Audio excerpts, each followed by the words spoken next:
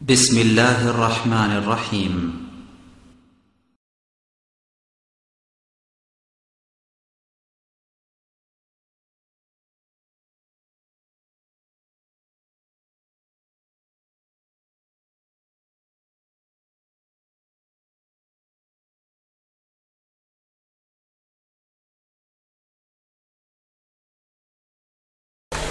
আসসালামু আলাইকুম ওয়া রাহমাতুল্লাহি ওয়া বারাকাতুহু। আসসালামু আলাইকুম ওয়া রাহমাতুল্লাহি ওয়া বারাকাতুহু। প্রথম পর্বের সালামটা গেল গোলেমালে, দ্বিতীয়বারেরটাও গেল অনেকটাই বেখেয়ালে, তৃতীয়বারেরটা হাতে আছে, দেখা যাক। প্রথমটা গেছে গোলেমালে, দ্বিতীয়টা গেছে বেখেয়ালে, হাতে আছে এখন তৃতীয়বারের। আপনারা যত তাড়াতাড়ি যাবেন আমি তত তাড়াতাড়ি শেষ করতে পারবো। খাবার টেবিলে মানুষের খুব আগ্রহ থাকে। আমার ছাত্র জীবনের কথা, ওই অনার্স শেষ করলাম, বিদায়ের সময় একটা ভালো খাওয়া দাওয়ার আয়োজন হইল। খাবারটা রান্না হইতে একটু বিলম্ব হয়েছিল, তো দেখলাম কেউ আর ওই ডাইনিংয়ের আশেপাশে থেকে রুমে যায় না, খালি ওখানেই ঘুরে, কারণ পেটে প্রচণ্ড ক্ষুধা। এই জন্য বলা হয় পেটে ক্ষুধা থাকলে ডাইনিং টেবিলের দিকে নজর বেশি যায়, আর পেট যখন পূর্ণ হয় ডাইনিং টেবিলে কেউ বসে থাকে না। এখন আপনাদের পেট পরিপূর্ণ,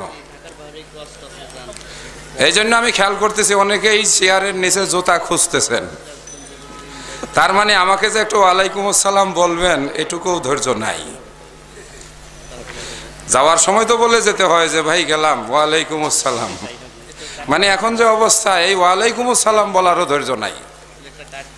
তো এটা একটু কিছুক্ষণ রেকর্ড বন্ধ রাখো, যখন আলোচনা করার সুযোগ পাবো তখন না হয় রেকর্ড করো।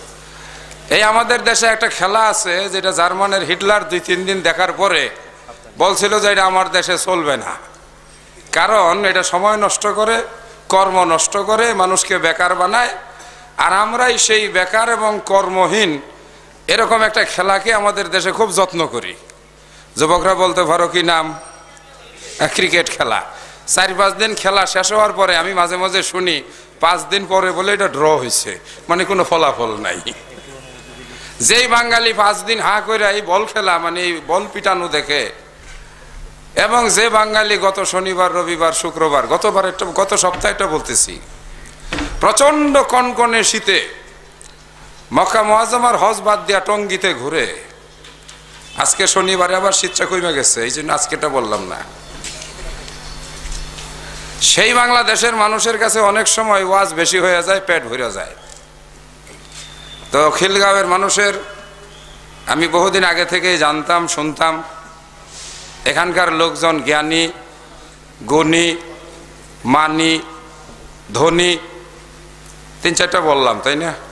ঠিক আছে। তো যদি এরা জ্ঞানী হয়ে থাকে তাহলে তো মাশাআল্লাহ জ্ঞানী গুণীদের কথার সম্মান করবেন, আর যারা গুণী তারা তো অবশ্যই সম্মানিত। সব কিছু মিলিয়ে আপনাদের সাথে আজকে এই রাত প্রায় 12টার কাছাকাছি, আর 2 মিনিট গেলেই আমাদের আজকের ওয়াজ মাহফিলের সময় শেষ। কারণ আজকের এই মাহফিলের আয়োজন হয়েছে 19 জানুয়ারি 2013 শনিবার, আর আমার ঘড়ি মোতাবেক মিনিট 4 গেলে আর 2013 এই 19 জানুয়ারি থাকবে না। তার মানে আপনাদের যে দিনের ওয়াজ ছিল সেই দিন শেষ। আর আমি আগামীকাল বক্তা হইলাম জামালপুর জেলা থেকে, আরেকটা পরে জেলা আছে শেরপুর, সেখানে নারায়ণখোলা নামে একটা এলাকা আছে, তার ওখানে একটা ফাজিল মাদ্রাসা। আমি আগামীকাল ওখানকার বক্তা। তার মানে 4 মিনিট পরে থেকে আমি ওখানের বক্তা। আমার হাতে 4 মিনিট আছে, দিবেন সময়? আরো 1 মিনিট কমে গেছে, যদি দেন তাহলে যারা দাঁড়ায় আছেন তারা বসে পড়েন। ওয়াজ মাহফিলে দাঁড়ায় থাকাটা ভালো দেখা যায় না, শরীয়ত মোতাবেক বললে বেয়াদবি হয়, কারণ এখানে সম্মানিত ফেরেশতাদের আগমন ঘটেছে। কথা ঠিক না বেঠিক? এটা মনে হয় ছোটখাটো একটা রাস্তা হইতে পারে নাকি? জায়গাটা কি? রাস্তা দিয়ে মানুষ চলাচল করে, এখানে প্রতিদিন শত সহস্র, অসংখ্য, অগণিত সম্মানিত ফেরেশতারা এসে ভিড় করে না। কথা ঠিক আছে? আজকে কিন্তু তারা আসছেন, এটা কি ঠিক আছে? জ্ঞানীগুণী মানুষ যারা, ডক্টর আবদুল্লাহ ফারুকের মুসল্লি, যে ডক্টর আবদুল্লাহ ফারুক সালাফি আমাদের আহলুল হাদিস জামায়াতের রিজাল শাস্ত্রের বিজ্ঞ ব্যক্তি। আর রিজাল শাস্ত্র হচ্ছে হাদিস শাস্ত্রের উৎপত্তি ক্রমবিকাশ এবং তার বর্ণনার ধারাবাহিকতায় বিজ্ঞ ব্যক্তিদের জীবন চরিত। এই সম্পর্কে হারিকেন দিয়া খুঁজলে গোটা ঢাকা শহরে পীর পাওয়া যাবে শতে শতে, কিন্তু রিজাল শাস্ত্রের বর্ণনাকারী পাওয়া যাবে না একটাও। বড় কুর্তা, বড় পাঞ্জাবি, লাল ফাগরি, সবুজ ফাগরি, কালো ফাগরির সরাসরি রিজাল শাস্ত্র বর্ণনাকারী আপনি ধরাধরি করে একজন আনতে পারবেন না, স্যালাইন দিয়েও নিয়ে আসতে পারবেন না। বলবে বাবারে আমারে স্যালাইন দিয়ে কই নিয়ে যাও। তো সেই রিজাল শাস্ত্রের বিশেষজ্ঞ ব্যক্তি ডক্টর আবদুল্লাহ ফারুক যে মসজিদের খতিব, সেই মসজিদের মুসল্লিদের সামনে বক্তৃতা করা এটা তো যেন তেন ব্যাপার না। কি বলেন কথা? তো রহমতের ফেরেশতারা যে আজকে আসছে, আপনারা একটু হ্যাঁ অথবা না বলেন, কথা ঠিক না বে ঠিক? ফেরেশতাদের সঙ্গে আমাদের ভালো আচরণ করার দরকার, কি কোন? কেন? যে তারা তাহলে আমাদের সম্পর্কে ভালো রিপোর্ট দিবে। কথা কি বোঝা যায়? যতটা সম্ভব আমি সহজ ভাষায় বলার চেষ্টা করতেছি।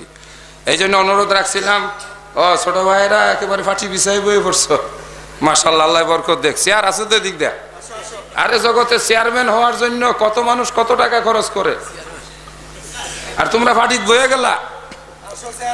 চেয়ার আছে তো, আসো না, চেয়ারে বললে চেয়ারম্যান এসে বলো, অসুবিধা। হ্যাঁ তাই আবার আমার তো ভয় লাগে যদি আবার আমার না কইয়া যাওগা। ওয়াজ মাহফিলে আসাটা ভালো, তবে যাওয়াটা না বইলা যাওয়া বেয়াদবি, গুনার কাজ। আমরা অনেক সময় বুঝি না, তাই এই গুনাহটা অবলীলায় করে ফেলি। আসেন নাই, আপনার একটা কারণ ছিল, কি বলেন? কথা ঠিক না বে ঠিক? কিন্তু আইসা আপনি না বইলা চলে গেলেন, কাজটা ঠিক হইল না। ফেরেশতারা বলবে আল্লাহ আসছিল 2 নম্বরই ধান্দা নিয়া, না আসলে ভালো থাকতেন, আর এসে চলে গেলেন আপনি 2 নম্বর হইলেন। আল্লাহ আমাদেরকে হেফাজত করুন, জোরে বলি আমিন। সামনে সামনে ডানে বামে যারা আছেন, আবারও বিনয়ের সঙ্গে অনুরোধ রাখবো, মেহরবানি করে বসে পড়ুন। মা বোনের আমার, আশেপাশের বাসায় বসে যারা আলোচনা শুনছেন, দীর্ঘ সময় পর্যন্ত আমিও আমাদের আজকের এই মাহফিলের বিজ্ঞ উলামায়ে কেরাম, বাংলাদেশের যারা অন্যতম শ্রেষ্ঠ আলেমে দ্বীন, আন্তর্জাতিক পর্যায়ে যাদের আলোচনা সারা বিশ্বের মানুষকে বিমুগ্ধ করে চলছে, এবং যাদের কোরআন হাদিসের তত্ত্বভিত্তিক দলিল ভিত্তিক বিশুদ্ধ আলোচনা কোটি কোটি মুসলমানদের ঈমান ও আকীদাকে বিশুদ্ধ করে চলছে, সেই সব আলোচকদের অন্যতম প্রায় 1/2 ডজন আলেম আজকে এই খিলগাঁও এই মসজিদের ময়দানে এই আলোচনা সভায় একত্রিত হয়েছেন। তাদের আলোচনা আপনারা শুনলেন, এটি আপনাদের জন্য এক বিরাট বড় সৌভাগ্যের বিষয় ছিল। আমরা খুশি হয়ে বলতে পারি আলহামদুলিল্লাহ। একটু আগে যিনি বলে গেলেন শেখ অলিউল্লাহ, শাহ অলিউল্লাহ সাহেব, যিনি পিস টিভির আলোচক, তার আগে যিনি আলোচনা করলেন doctor Luqman Hossain, professor doctor Luqman Hossain, তিনিও পিস টিভির আলোচক। ডক্টর আবদুল্লাহ ফারুক সালাফি, আলহামদুলিল্লাহ বাংলাদেশের অন্যতম শ্রেষ্ঠ আলেমে দ্বীন। এছাড়াও আমাদের মাঝে আরও অনেকেই আলোচনা পেশ করেছেন। সর্বশেষ ওই ক্রিকেট খেলার মতো আর কি, শেষ উইকেট যেটা থাকে, এটা জীবনেও কোনোদিন ভালো ব্যাট চালাইতে পারে না, সেই উইকেট হইলাম আমি। এটা খুব তাড়াতাড়ি ইনশাল্লাহ পতন ঘটবে, কি গণ? আরে মাঝামাঝি দিয়া ওপেনিং ব্যাটসম্যান মাঝামাঝি যারা আসে, ছক্কা চার, ফাটাফাটি সেঞ্চুরি, হাফ সেঞ্চুরি, আর শেষের দিকে যে আসে গ্যালারিতে খালি অপেক্ষা করে, এটা 10 নম্বর উইকেট, টুকা লাগলেই শেষ। আর আমার পাশে তো আজকে আম্পায়ারও নাই, আছে না? নাই, আছে। কারণ পিছনে যদি খালি আঙ্গুল তুলে তাহলে আমি বিদায়। এইগুলো আমাদের ছেলেবেলেরা ভালো বোঝে, এই জন্য ওইটা বন্ধ করাইছে, যেগুলো রেকর্ড করা যাবে না। তাহলে যদি ধৈর্যের পরিচয় হয়, আমি আপনাদেরকে 20 মিনিট অথবা 30 মিনিট, বিশেষ করে মা বোনদের প্রসঙ্গে আলোচনা তেমন একটা আসে নাই। আমাদের মা বোনেরা দেখলো যে এখানে আমাদের অধিকার বঞ্চিত হচ্ছি। মসজিদের 3 তলায় তাদের বসার ব্যবস্থা হয়েছিল। প্রথম পর্যায়ে যখন আসলাম রাত 8:30, তখন এসে দেখলাম মাশাআল্লাহ মা বোনের সংখ্যা বেশ ভালোই। যখন 10টার দিকে নামলাম দেখি যে কম হয়ে গেছে। তাতে বুঝলাম যে তারা একটা নীরব বিদ্রোহ ঘোষণা করে গেছে, একতরফা পুরুষদের বক্তৃতা হচ্ছে, আমাদের সম্পর্কে কিছু বলা হচ্ছে না। ব্যাপারটা এরকম হয়েছে না কিছু?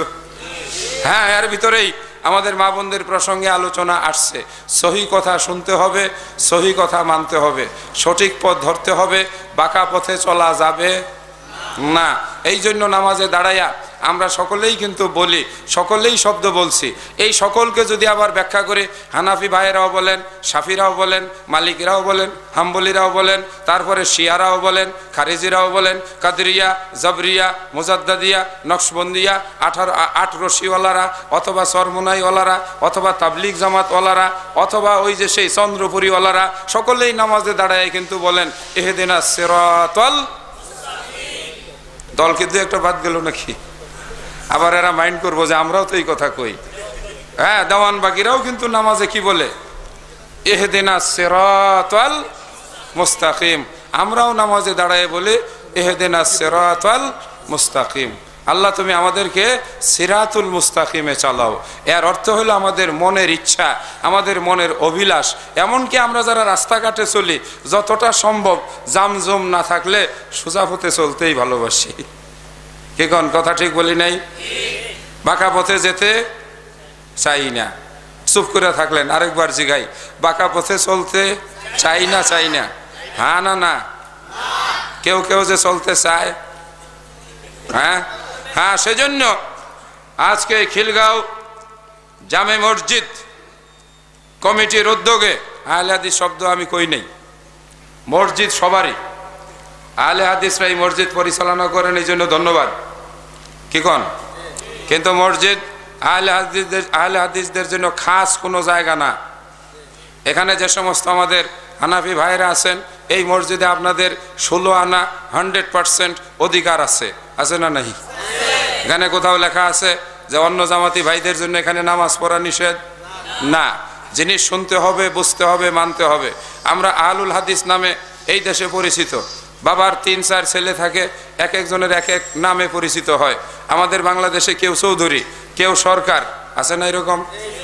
হ্যাঁ, আমরাও এখানে একটি নামে পরিচিত, নামের একটা বৈশিষ্ট্য, কিন্তু সকলের উদ্দেশ্য, সকলের গন্তব্য, সকলের কার্যক্রম, সকলেরই নেতা, সকলেরই এই আইন গ্রন্থ, সকলের শেষ ঠিকানা এক জায়গায়। কথা ঠিক না বেঠিক?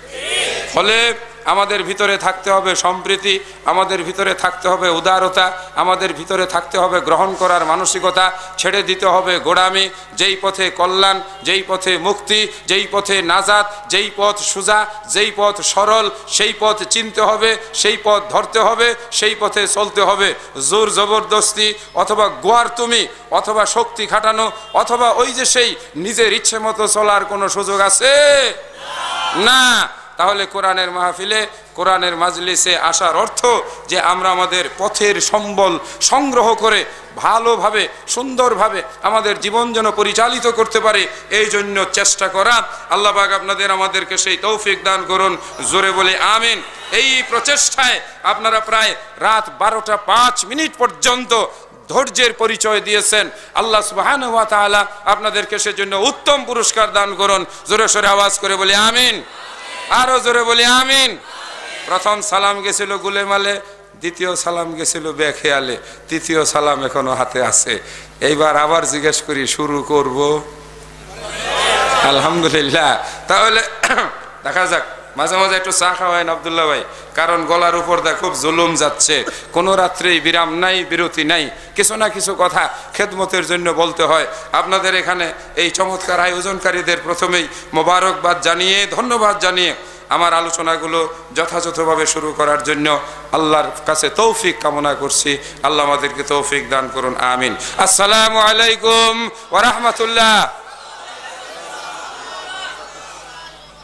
আলহামদুলিল্লাহ আলহামদুলিল্লাহ নাহমাদুহু ওয়া নাস্তাঈনুহু ওয়া নাস্তাগফিরুহু ওয়া নু'মিনু বিহি ওয়া নাতাওয়াক্কালু আলাইহি ওয়া নাউযু বিল্লাহি মিন শুরুরি আনফুসিনা ওয়া মিন সাইয়্যাতি আ'মালিনা মান ইয়াহদিহিল্লাহু ফালা মুযিল্লা লাহু ওয়া মান ইউযলিলহু ফালা হাদিয়া লাহু ওয়া নাশহাদু আন লা ইলাহা ইল্লাল্লাহু ওয়া নাশহাদু আন্না মুহাম্মাদান আবদুহু ওয়া রাসূলুহু أرسله بالحق بشيرا ونذيرا أما بعد فإن خير الحديث كتاب الله وخير الهدي هدي محمد صلى الله عليه وسلم وشر الأمور محدثاتها وكل محدثة بدعة وكل بدعة ضلالة وكل ضلالة في النار فأعوذ بالله من الشيطان الرجيم بسم الله الرحمن الرحيم ألف لام ميم ذلك الكتاب لا ريب فيه هدى للمتقين وقال سبحانه وتعالى قل إن كنتم تحبون الله فاتبعوني يحببكم الله ويغفر لكم ذنوبكم والله غفور رحيم وقال سبحانه وتعالى والمؤمنون والمؤمنات بعضهم أولياء بعض يأمرون بالمعروف وينهون عن المنكر ويقيمون الصلاة ويؤتون الزكاة ويطيعون الله ورسوله أولئك سيرحمهم الله إن الله عزيز حكيم وعد الله المؤمنين والمؤمنات جنات تجري من تحتها الأنهار خالدين فيها ومساكن طيبة في جنات عدن ورضوان من الله أكبر ذلك الفوز العظيم وقال سبحانه وتعالى ولمن خاف مقام ربه جنتان فبأي آلاء ربكما تكذبان لا بشيء من نعمك ربنا ونكذب ولك الحمد وقال سبحانه وتعالى الذي يوسوس في صدور الناس من الجنة والناس الآية আল্লাহ রাব্বুল আলামিনের জন্য সকল তারিফ সকল প্রশংসা সুধীবৃন্দ গভীর রজনী পর্যন্ত যারা আল্লাহর কোরআন মনোযোগ দিয়ে শুনলেন যে আল্লাহ পাক তৌফিক দিয়েছেন সে আল্লাহর প্রতি কৃতজ্ঞতা এবং শুকরিয়া আদায় কল্পে আমরা সকলে আওয়াজ করে জোরে সোরে হাসি মুখে খুশি মনে আল্লাহকে রাজি খুশি করার আশায় তার এই অপূর্ব সেই বিশাল বড় নিয়ামত লাভ করার শুকরিয়া আদায় কল্পে আমরা সকলে আওয়াজ করে বলবো আলহামদুলিল্লাহ। অনেক ভাইরাই পিছন থেকে বলেন নাই, অনেকটা চালাকি করেছেন, অপরের উপর দিয়া চালাই দেওয়ার চেষ্টা করছেন। অনেক বিষয় অপর দিয়া চালাই দিতে গেলে অনেক সময় নিজের খাতা শূন্য থাকে। কথাটা মনে হয় ভুল বলি নেই, কথা ঠিক না বে ঠিক? যারা আলহামদুলিল্লাহ বলছেন তারা এক বস্তা নেকি পাইছেন। বস্তাটা কত বড়? আল্লাহ রসুল বলছেন তামলাউল মিজান, পাল্লাটা নেকিতে ভরে গেল। বলি না সুবহানাল্লাহ। যারা বলেন নাই পাল্লাটা খালি থাকলো ঠনঠনা। আরেকবার চান্স দেওয়া যায় কি কোন? আপনারা আলহামদুলিল্লাহ বলেন, আমি একটু চা খাই। জোরে বলে আলহামদুলিল্লাহ। হ্যাঁ, একটু বেয়াদবি করতে হয়, এটা এই আপনাদেরই খেদমত চালায় যাওয়ার জন্য।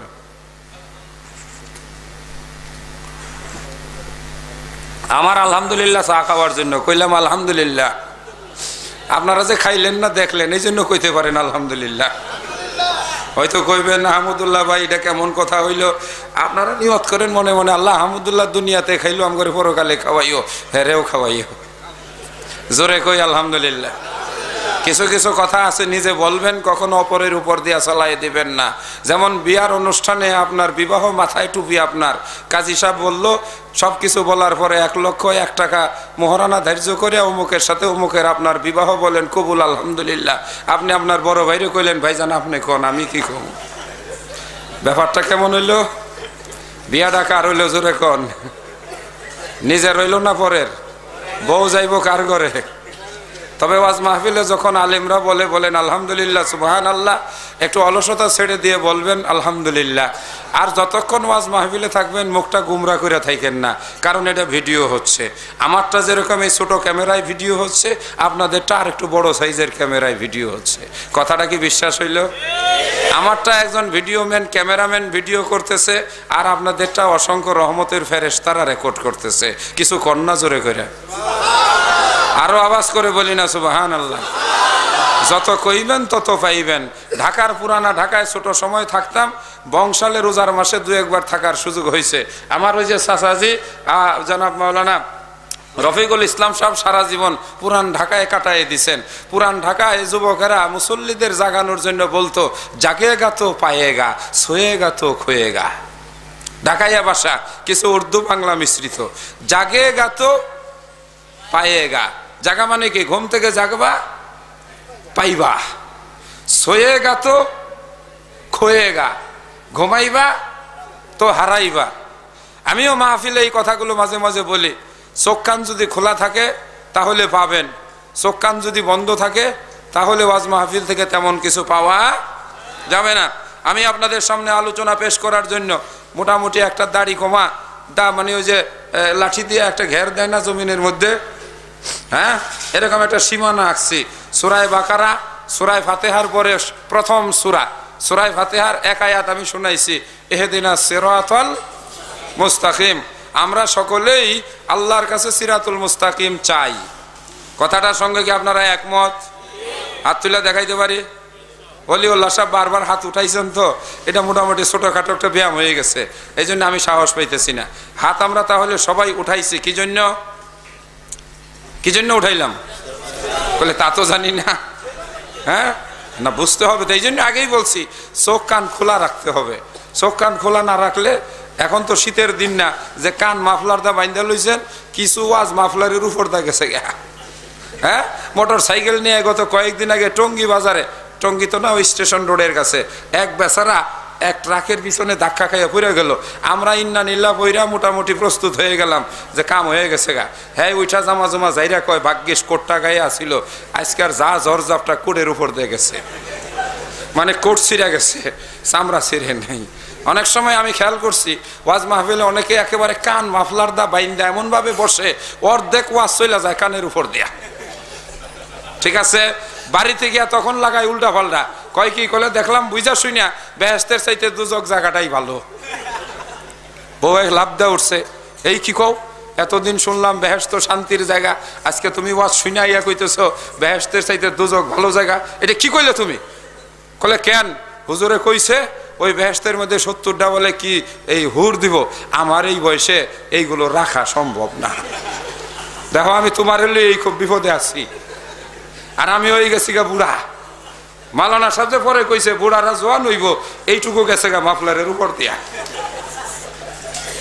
আজকে আলহামদুলিল্লাহ শীত নাই, মাফলারও নাই, ঠিক আছে না? তাহলে শুনতে ঠিক আছে, কিন্তু কথা কিছু রইয়া গেছে। একজন শ্রোতা আমাদের মাহফিলে আসছে, সে চেয়ারে বসে নাই, সে চেয়ারে বসেও না, কিন্তু মাহফিলের ভিতরে ঘুরঘুর করে। এর সম্পর্কে একেবারে কোরআনের শেষ আয়াত আমি আপনাদেরকে শোনাইছি। নাম ঠিকানা বলতে পারবেন? আল্লাযী ইউওয়াসফিসু, প্রথম দিকে বলছে হেদিনাস সিরাতাল মুস্তাকিম, আল্লাহ তোমার কাছে সোজা পথ চাই, সোজা হয়ে চলতে চাই, সোজা হয়ে দুনিয়ার বুকে চলে আমি সোজা সুজি জান্নাতের ভিতরে যেতে চাই। ঠিক? আওয়াজটা আমারটাই জোরে হইল, হ্যাঁ, সোজা কথা কইলাম, সোজা পথে চলবো, সোজা সুজি মরবো, সোজা সুজি জান্নাতে ঢুকবো। এই কথাটাও বলতে আমাদের যুবকরা চিন্তা ভাবনা করলো, হ্যাঁ, কি সোজা জান্নাতে যেতে চাই না হিসাব নিকাশ দিয়া যেতে চাই? তাইলে খবর আছে, সোজা যদি জান্নাতে যাওয়া যায় তাইলে আলহামদুলিল্লাহ। কথাটা কিন্তু ছোট হইলেও হাস্যরসের দিয়া বললেও বড় দামি কথা। হিসাব দিয়া যাইবার চান? সম্ভব? পারবেন? কুলাইব? এই যে বাড়ি জং বাড়ি বিল্ডিং যা কিছু করছেন এগুলো এক পাল্লায় তুলে দিয়া যদি আল্লাহরে কোন আল্লাহ সব দিলাম আমারে জান্নাত দাও, হবে না? সোজা কথা সোজাভাবে বলছি, সোজা পথ চাই, সোজাসুজি চলতে চাই, আঁকা বাঁকা পথে যাব না, সোজা পথে চলবো।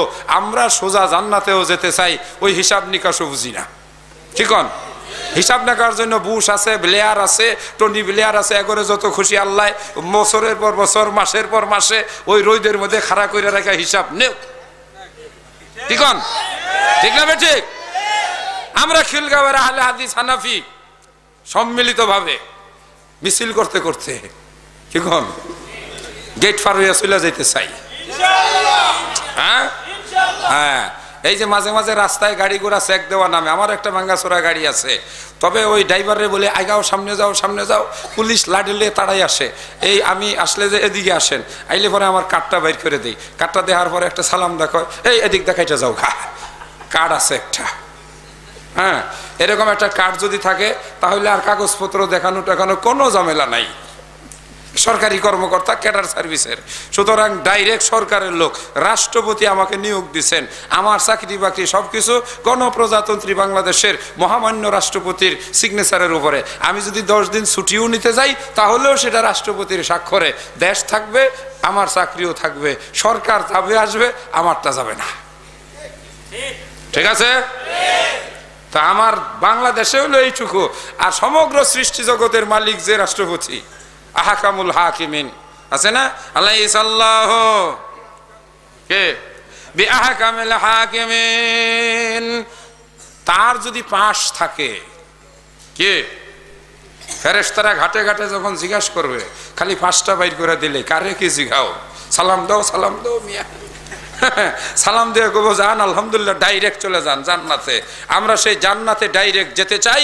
আর সেই জান্নাতের আলোচনা শোনানোর জন্য আমি সূরা বাকারার প্রথম আয়াত আলিফ লাম মিম যালিকাল কিতাব লা রাইবা ফিহ এটুকু পড়েছি, আর মাঝখান দিয়া সূরা তওবার 2টো আয়াত পড়েছি, 70 এবং 71 নাম্বার। তারপরে সূরা রহমানের একটি আয়াত পড়েছি, ওয়ালিমান খাফা মাকামা রাব্বিহি জান্নাতান ফাবি আইয়ি আলা রাব্বিকুমা তুকাজ্জিবান। আর একেবারে সূরা নাস, কোরআনের শেষ সূরার শেষ আয়াত, আল্লাযী ইউওয়াসওয়িসু ফি সুদুরিন নাস মিনাল জিন্নাতি ওয়ান নাস। অর্থাৎ কোরআনের প্রথম থেকে নিয়ে শেষ পর্যন্ত পুরা আলোচনাটা আলহামদুলিল্লাহ যদি আপনারা ধৈর্যের পরিচয় দেন তাহলে চালায়ে যাইতে থাকি, দেখা যাক কয়টা বাজে। মারহাবা নাকি কইলেন মর বাবা? হ্যাঁ হ্যাঁ, আলহামদুলিল্লাহ। কোরআনের আলোচনা শোনার জন্য এই যে আপনাদের ভিতরে এক প্রচন্ড আগ্রহ, এটা ঈমানের পরিচয়। খুশি হয়ে বলে আলহামদুলিল্লাহ। যারা কোরআনের আলোচনা শুনতে চায় তারা ঈমানদার না বেঈমান? তারা ঈমানদার। ইযা যুকিরাল্লাহ ওয়াজিলাত কুলুবুহুম, যখন তাদের কাছে আল্লাহর আলোচনা করা হয়, আয়াত উপস্থাপন করা হয়, তাদের অন্তর কেঁপে ওঠে। ওয়াইদা তুলিয়াত আলাইহিম আয়াতুহু, যখন কোরআনের আলোচনা তাদের কাছে পেশ করা হয়, যাদাতহুম ঈমানা, তখন তাদের ঈমান বেড়ে যায়, তারা আগ্রহী হয়, তাদের ভিতরে এক ধরনের শক্তি, এক ধরনের চেতনা জাগ্রত হয়, তাদের ঘুম চলে যায়, তাদের অলসতা চলে যায়, তারা মাথা উঁচু করে দাঁড়িয়ে যায়, তারা নিজের ভিতরে এক ধরনের অনুভূতি অনুভব করে, তখন তারা সত্যিকার অর্থেই তাওহীদি চেতনায় জাগ্রত মুসলিম বীর মর্দ মুজাহিদ হয়ে যায়। বলুন কথা ঠিক না ঠিক? লিল্লাহি তাকবীর। অনেকেই আল্লাহু আকবার বলেন নাই, নিষেধ আছে নাকি? হ্যাঁ না, বর্তমান বাংলাদেশ সরকার তাকবীরের উপরে কোনো নিষেধাজ্ঞা জারি করে নাই। কারণ বর্তমান বাংলাদেশ সরকার জানে আল্লাহু আকবার তাকবীর দিলে সেখান থেকে শয়তান পালায়া যায়, এবং আমাদের গোটা বাংলাদেশ থেকে যদি শয়তান পালায়া যায় তাহলে আমাদের এই দেশের সরকারও নিরাপদ, আমাদের বিরোধী দলও নিরাপদ। যত 2 নম্বর এবং ফেসাদ বাজানোর উস্তাদ, ওয়াসওয়াসা দেওয়া, কি কোন ঝগড়া ফাসাদ বাজানো, মারামারি কাটাকাটি, মানুষকে দিয়ে এই যে চুরি ডাকাতি, পদ্মা সেতু নিয়ে যত দুর্নীতি, এগুলোর পিছনে ওয়াসওয়াসা দিছে কে? শয়তান। এই শয়তান যদি না থাকতো তাহলে এতদিনে পদ্মা সেতু হয়ে যেত। কথা ঠিক না বেঠিক? ভেজালটা তো ওই। এই জন্য ওয়াজ মাহফিলে যেমন একদল ফেরেশতা আসে, তারা যেরকম আমাদের ভালো মন্দ রেকর্ডগুলো করে আল্লাহর কাছে পৌঁছিয়ে দেন, সেরকম একদল শয়তানও ওয়াজ মাহফিলে আসে। আসে না? না, তারা কি ওয়াজ শোনার জন্য আসে? কি জন্য আসে? আয়া ডিস্টার্ব খুব চায়, কলে ল জায়গা মেলা হয়েছে, অনেক হয়েছে। হ্যাঁ, সেই আসরের নামাজ থেকে শুনতেছস, এত ওয়াজ হই না কি হইব, কয় না? আবার অনেকে আশার নামাজ হয়তো পড়েন নাই, মনে মনে ভাবতেছেন পরে পড়বেন। যারা পড়েন নাই তারা কিন্তু উঠা যান এবং গিয়া পড়ে আসেন। রাত 12টা পার হয়ে গেছে। যারা পড়ছেন আলহামদুলিল্লাহ বসেন। এদেরকে আবার আজকে শয়তান ফজরের সময় হাত পাও টিপবো, কবে যে বেটা সারা রাত ওয়াজ শুনছস, এমনি তো বেহেশত, একক তো না পড়লে কি হইব?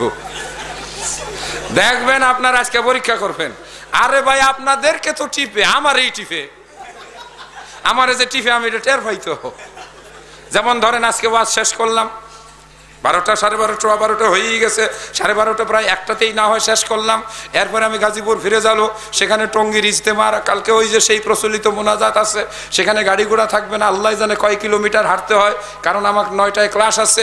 এই সব কিছু পার করে যখন গিয়া শোবো, রাত 2টা, 2:30, 3টা বা 5টাও বাজতে পারে। তখন শয়তানে কয়, হুজুর বহুত কষ্ট করছেন, কদমে কদমে নেকি পাইছেন, বাদ দেন ফজরের নামাজ। আমারও ভাই বুঝায়, এটা টের পাই আমি। আমার বউরে তখন কই, এই যে দেখা লেগে গেছে আমার পিছনে, কি কও? তো বউ আবার উঠা কয় যে পানি গরম করছি। আমার বউডারে শয়তান দেখতে পারে না। আসলেই বউ যদি নামাজি হয় তাহলে ওই বউরে শয়তান দেখতেই পারে না। মা বোনেরা যারা রাগ করে গেছেন গিয়া, এইবার কান খুলে বসেন, আপনাদের জন্য বক্তৃতা আছে। যেই লোক একটা নামাজি বউ পাইছে, ওই লোকটা দুনিয়া একটা কফাইলা মানুষ। জোরে কোন কথা ঠিক না বেঠিক? হ্যাঁ, সংসার সুখের হয় রমণীর গুণে, আবার সংসার দুঃখের হয় রমণীর কারণে। কথা ঠিক না? যেই নারী ভালো করে রাঁধতে পারে, যেই নারী ভালো করে বাঁধতে পারে, যেই নারী ভালো করে কাঁদতে পারে, কয়টা কইলাম? এই 3টা হইল নারীদের গুণ, মহাগুণ। দেখবেন এরা ভালো করে রাঁধে, যখন কাজ থাকে না তখন মাথার চুল বাঁধে। আর আপনি যদি গিয়া কোনো ধমক ধামক দেন, আকাশের বৃষ্টি পানির মতো, আকাশে মেঘ জমে নাই তার আগেই তাদের কি? এই জন্য তারা রাঁধতে ভালোবাসে, তারা বাঁধতে ভালোবাসে, এবং তারা অল্প কথায় কানতেও ভালোবাসে। আপনি খালি একদিন কইেন, কি সব ছাইপাশ রান্না করো, হ্যাঁ, বাপের বাড়ি থেকে রান্না শিখো নাই, দেখবেন শুরু হয়ে গেছে। হ্যাঁ, আর যদি প্রশংসা করতে পারেন, ও কত মেয়ে লোক রাস্তাঘাটে দেখলাম, তোমার চেহারার মতো এরকম মিষ্টি কেউ নাই, দেখবেন একটা মিষ্টি হাসি দিবে লাখ টাকা দাম। তবে এটা স্বামীর সামনে দিতে হবে। বর্তমানে যা দেখা যায়, স্বামীর সামনে হাসে না, মুখটারে মনে হয় চাউল ভিজাই থইছে। হাসে কই? বিয়াইয়ের সামনে। হাসে কই? স্যারের সামনে। সাইজা গুইজা যায় কই? অফিসে। কারণ বর্তমান সময়ে অধিকাংশ ফ্যামিলিতেই চাকুরিজীবী মহিলাদের আনাগোনা শুরু হয়ে গেছে। আর এই সাজগুজগুলো আমাদের মা বোনেরা কোন উস্তাদের কাছ থেকে শিখছে, এই মুরব্বীরা কিন্তু জানে না। ওই যে আমার সামনে এক চাচা মেয়ে বই রইছে, ডাক্তার কামরুল ইসলাম সাহেব, এগুলো খবর টবর রাখে না, 40 বছর যাবৎ খালি হোমিও ওষুধ বেচতেছে, উনি ওর ধারে কাছেও নাই। আমরা এই যুগের বক্তা, আমরা আবার ওই যে আমাদের কলিগদের কাছ থেকে কিছু জিজ্ঞাসাবাদ করে জানি, এইটা হইলো ভারতের জলসা টিভি, এইটা হলো তাদের 1 নম্বরের উস্তাদ। কথা ঠিক না বেঠিক? মা বোনের আশেপাশের বিল্ডিং এ যারা আছেন, আজকের এই মাহফিল আমি এই খিলগাঁও ওই যে সেই জামে মসজিদ এর উদ্যোগে, এবং সেই সাথে ইবনে আব্বাস হাফিজিয়া মাদ্রাসা, ইবনে আব্বাস হাফিজিয়ার মাদ্রাসায় আহলে হাদিস লাগান নাই, এটার মধ্যে আবার লাগাইলেন নাকি? হ্যাঁ, ভালো কথা। যে কোনো একটা মসজিদ পরিচালনার জন্য একটা কমিটি থাকবে, তারা একটা নামে পরিচিত হইতে পারে, কিন্তু মসজিদ সকলের, এই মাহফিল সকলের। বলেন কথা ঠিক না বেঠিক? আজকে যেমন আমার ভাই আহলে হাদিস, যেরকম আমার, আপনিও একজন হানাফি ভাই আমার কাছে সমান, আপনিও মুসলমান, আমিও মুসলমান। আমাদের উদ্দেশ্য, আমাদের কাজ, আমাদের ঠিকানা, আমাদের গন্তব্য, আমাদের কোরআন, আমাদের নবী, আমাদের কিবলা, সব কিছু এক। বলেন কথা ঠিক না বেঠিক? শিখতে হবে, জানতে হবে, বুঝতে হবে, মানতে হবে। আজকে সহি শুদ্ধ এবং বিশুদ্ধ আলোচনা চলছে আহলুল হাদিসদের সম্পর্কে। অনেকের ধারণা ভ্রান্ত। এই এলাকাতেই অনেক মানুষ এই আহলে হাদিস শব্দ দেখা হয়তো জীবনে কোনোদিন মসজিদে আসে নাই, হয়তো তারা মনে করে আহলে হাদিসরা আবার এটা কি কাদিয়ানি নাকি, মনে করে না? আবার অনেকে মনে করে, কইলে এটা কি আবার শিয়া নাকি? কেউ যদি মসজিদের ভিতরে আসে, নামাজের মধ্যে যখন দাঁড়ায়, জুমার নামাজ, জুমার টাইম হয়ে গেছে, হঠাৎ করে শুনে আমিন, এই আমিন শুনে দিয়া সালাম সাইরা দিয়া ওই যে সেই চলে যায়। বিশেষ করে এই আধা মুন্সিগুলো, এরা হইলো এই জঞ্জালের উস্তাদ। বিশেষ করে রাগ করবেন না, মনে কষ্ট নেবেন না। এরকম একটা ঘটনা ঘটছে। আমি ঢাকায় ওই যে সেই বেড়াইতে যেখানে খুতবা দেই, জুমার নামাজ, তাবলিগ জামাতের লোক সেখানে গেছে। আবার তাবলিগে যারা যান তারা মনে কষ্ট নেবেন না, কারণ হক কথা শুনতে হবে, হক কথা তিক্ত হলেও মানতে হবে। ঔষধ জিনিসটা ভালো না, কিন্তু তারপরেও খাইতে হয়। খাইতে হয় এই কারণে যাতে বেশি দিন ভালো থাকতে পারি, সুস্থ থাকতে পারি। কথা ঠিক না ঠিক? আপনার গ্যাস্ট্রিক আলসার হয়ে গেছে, ডাক্তার আপনার তিতা ওষুধ দিছে, আপনি যদি না খান তাহলে পেটের ব্যথা যাবে। আপনার ভিতরে শিরক কুফর বাসা বেঁধেছে, আপনি বেদাতের ভিতরে নিমজ্জিত আছেন, আপনি ভুলের ভিতরে আছেন। আপনার নাম দিয়ে কি কাম হবে বলুন তো? হ্যাঁ, আপনার নাম দিয়ে কোনো কাম হবে? আপনাকে সহি শুদ্ধ আমল করে যদি কবরে যেতে না পারেন তাহলে সেদিন কোনো জবাব থাকবে না। ওয়াক্ত বহুত না জো কাহে আয়ে কওম, খবরদার খবরদার খবরদার, সময় ভীষণ কঠিন এখন। হে মুসলিম হুঁশিয়ার হুঁশিয়ার। কবি বড় আবেগ দিয়ে ডেকে গেছেন, নিয়ে চলো খোদা, নিয়ে চলো খোদা মানুষের তুমি, মানুষের পর্যায় নিয়ে চলো আল্লাহ, মানুষের তুমি, মানুষের পর্যায়। তোমার নামেতে ওরা দুনিয়ার বুকে জালিম সাজিছে হায়। সবুরের বাঁধ ভেঙেছে এবার, তাই ফরিয়াদ আরো সে তোমার, তাই ফরিয়াদ আরো সে তোমার। নুহের তুফান আসিবার আগে, নুহের তুফান আসিবার আগে ওরা যেন কুল পায়। নিয়ে চলো আল্লাহ, নিয়ে চলো আল্লাহ, মানুষের তুমি, মানুষের পর্যায়। আজকে এই ফরিয়াদ আকাশ বাতাস প্রকম্পিত করে কাঁদছে। মানুষ আজ মত্ত মাতাল মরিচিকার পিছনে ছুটছে। আজকে মানুষ ফজরের নামাজ পড়বে না, আগামীকাল গাড়ি ঘোড়া বন্ধ থাকবে, টঙ্গিতে ছুটে আসবে দলে দলে মোনাজাতে শরীক হওয়ার জন্য। মানুষ এখন মরিচিকা দিয়ে ওই যে সেই মুদ্রা বানিয়ে পারাপার পাওয়ার স্বপ্ন দেখছে। বলেন কথা ঠিক না বেঠে? মানুষ এখন পীর ফকির কবরের পিছনে ধাবিত হচ্ছে। মানুষ এখন তাবিজের উপর নির্ভরশীল হয়ে গেছে। যে মা বোনদের কথা বলতেছিলাম, মা বোনের আমার, ওই যে রাতে কাঁদতে বাঁধতে যারা পছন্দ করেন, তাদের গলায় কোমরে তাবিজ, তারা কোরআন হাদিস পড়ে না, কোরআন হাদিস মানে না, শুনে না। বিভ্রান্তির বেড়াজালে আজ মুসলিম জাতি নিমজ্জিত। আমার মুসলিম ভ্রাতৃমণ্ডলী, আমার আশেপাশের হানাফি ভাইয়েরা, আপনারা আসুন, বসুন, পড়ুন, দেখুন, শুনুন, বুঝুন, উপলব্ধি করুন। দেখবেন বাংলার জমিনে কোরআনের কথা বলা এবং আল্লাহর নবীর বিশুদ্ধ হাদিস প্রচার করার জন্য আল্লাহ পাক একটি দলকে, একটি জামাতকে, কয়েকটি মানুষকে আল্লাহ পাক কবুল করেছেন, যারা নিজেদেরকে আহলে হাদিস হিসাবে পরিচয় দেয়। এরা শিয়া নয়, এরা কাদিয়ানি নয়, এরা কোনো পীরের অন্ধ অনুসারী নয়, এরা নির্দিষ্ট কোনো মাযহাবের অনুসারী নয়, এরা কোনো ভ্রান্ত মতবাদের অনুসারী নয়। এরা কোরআনের ভিতরে যা আছে তা তারা অকপটে বলে এবং মানে। এরা যা কোরআনের ভিতরে আছে, হাদিসের ভিতরে আছে, তাই তারা বলে, তাই তারা অনুসরণ করে। কেননা এই দুটোকেই তারা মনে করে ইসলামের উৎস। মহানবী বিশ্বনবী মুহাম্মদুর রাসূলুল্লাহ সাল্লাল্লাহু আলাইহি ওয়াসাল্লাম বিদায় হজ্জের ভাষণে এই দুটো জিনিসকে দিয়ে গেছেন, তারাকতু ফীকুম আমরাইনে লান তাদিল্লু মা তামাসসাকতুম বিহিমা কিতাবাল্লাহি ওয়া সুন্নতি। আমার কোরআন এবং আমার সুন্নত, এই দুটাই তোমাদের জন্য কমপ্লিট কোড অফ লাইফ। কারো জন্য এই ইসলামের ভিতরে কোনো অসম্পূর্ণতা পরিপূর্ণ করার জন্য তিনি রেখে যান নাই। বলেন কথা ঠিক না ঠিক? ভাইজান এটা কামই করলেন, দিলেন শয়তান দৌড়াইয়া। কই আলহামদুলিল্লাহ। আপনারা কি আরেকটু ধৈর্যের পরিচয় দিবেন? হ্যাঁ, আলহামদুলিল্লাহ। তাহলে আমি আজকে সূরা তওবা থেকে যে দুটো আয়াত পড়েছি, এই দুটো আসলে আমাদের পরস্পরের দায়িত্ব এবং কর্তব্যের কথা বলা হয়েছে। আসলে আমি এই পর্বে যেখানে এসে পৌঁছে গেছি, এখানে আমাদের পরিচয়টি আমরা অনেকেই জানি, তারপরে আমাদের অনেকের কাছে অস্পষ্ট। বিশেষ করে আমার হানাফি ভাইয়েরা যারা আছেন, আমার আগে যিনি আলোচনা করে গেলেন শাহ ওলিউল্লাহ, তিনি কিন্তু 1 নম্বর খাঁটি হানাফি, এর মধ্যে কোনো ভেজাল নেই। ওনার বাড়ি সিলেটে, একেবারে শাহজালালের বাড়ির কাছে, যেখানে মানুষ গিয়া নির্বাচনের আগে দোয়া নেয় এবং বাবারে কয় বাবা আমারে পাস করাই দিও। একজন কইয়া যখন বাইরিয়া তার বিরোধী দল গিয়া কয় আমারে পাস করাইও, বাবাই কয় আমি কোন দিকে যাই। দেখছেন? হ্যাঁ, বাবার কবরে গিয়া কয় শাহজালাল বাবা তুমি, শাহজালাল বাবা তুমি আল্লাহর ওলি একজনা, আসিয়াছি জিয়ারতে পুরাও মনের বাসনা। এই হলো মুসলমানদের অবস্থা। জোরে কয় নাউজুবিল্লাহ। আল্লাহর দন খাজারে দিয়া খাজা হইলেন, নবীর দিয়া নবীর দন খাজায় নিয়া শুয়াই আছে আজমিরে, কেউ ফিরে না খালি হাতে, খাজারে তোর দরবারে। এটাও বাংলাদেশে আছে। হ্যাঁ, চন্দ্রপুরীতে উরুস হবে, চন্দ্রপুরের ওই উরসের জন্য রাস্তার মোড়ে মোড়ে শত সহস্র ওই যে সেই গেট বানানো হয়েছে, কাগজ ছাপানো হয়েছে, উদ্দেশ্য হলো বাবার নামে একটা গেট বানাইলে পার পেয়ে যাওয়া যাবে। বলেন কথা ঠিক না ঠিক? এবার আসেন এই পবিত্র কোরআনের ৬,২০০ ওই যে সেই ৭২টি আয়াতের ভিতরে অথবা ৬,৬৬৬টি আয়াত, ছোট ছোট আয়াত ভাঙলেই গণনা হয়, আয়াতের সংখ্যা নিয়ে বিতর্কের কোনো প্রয়োজন নাই।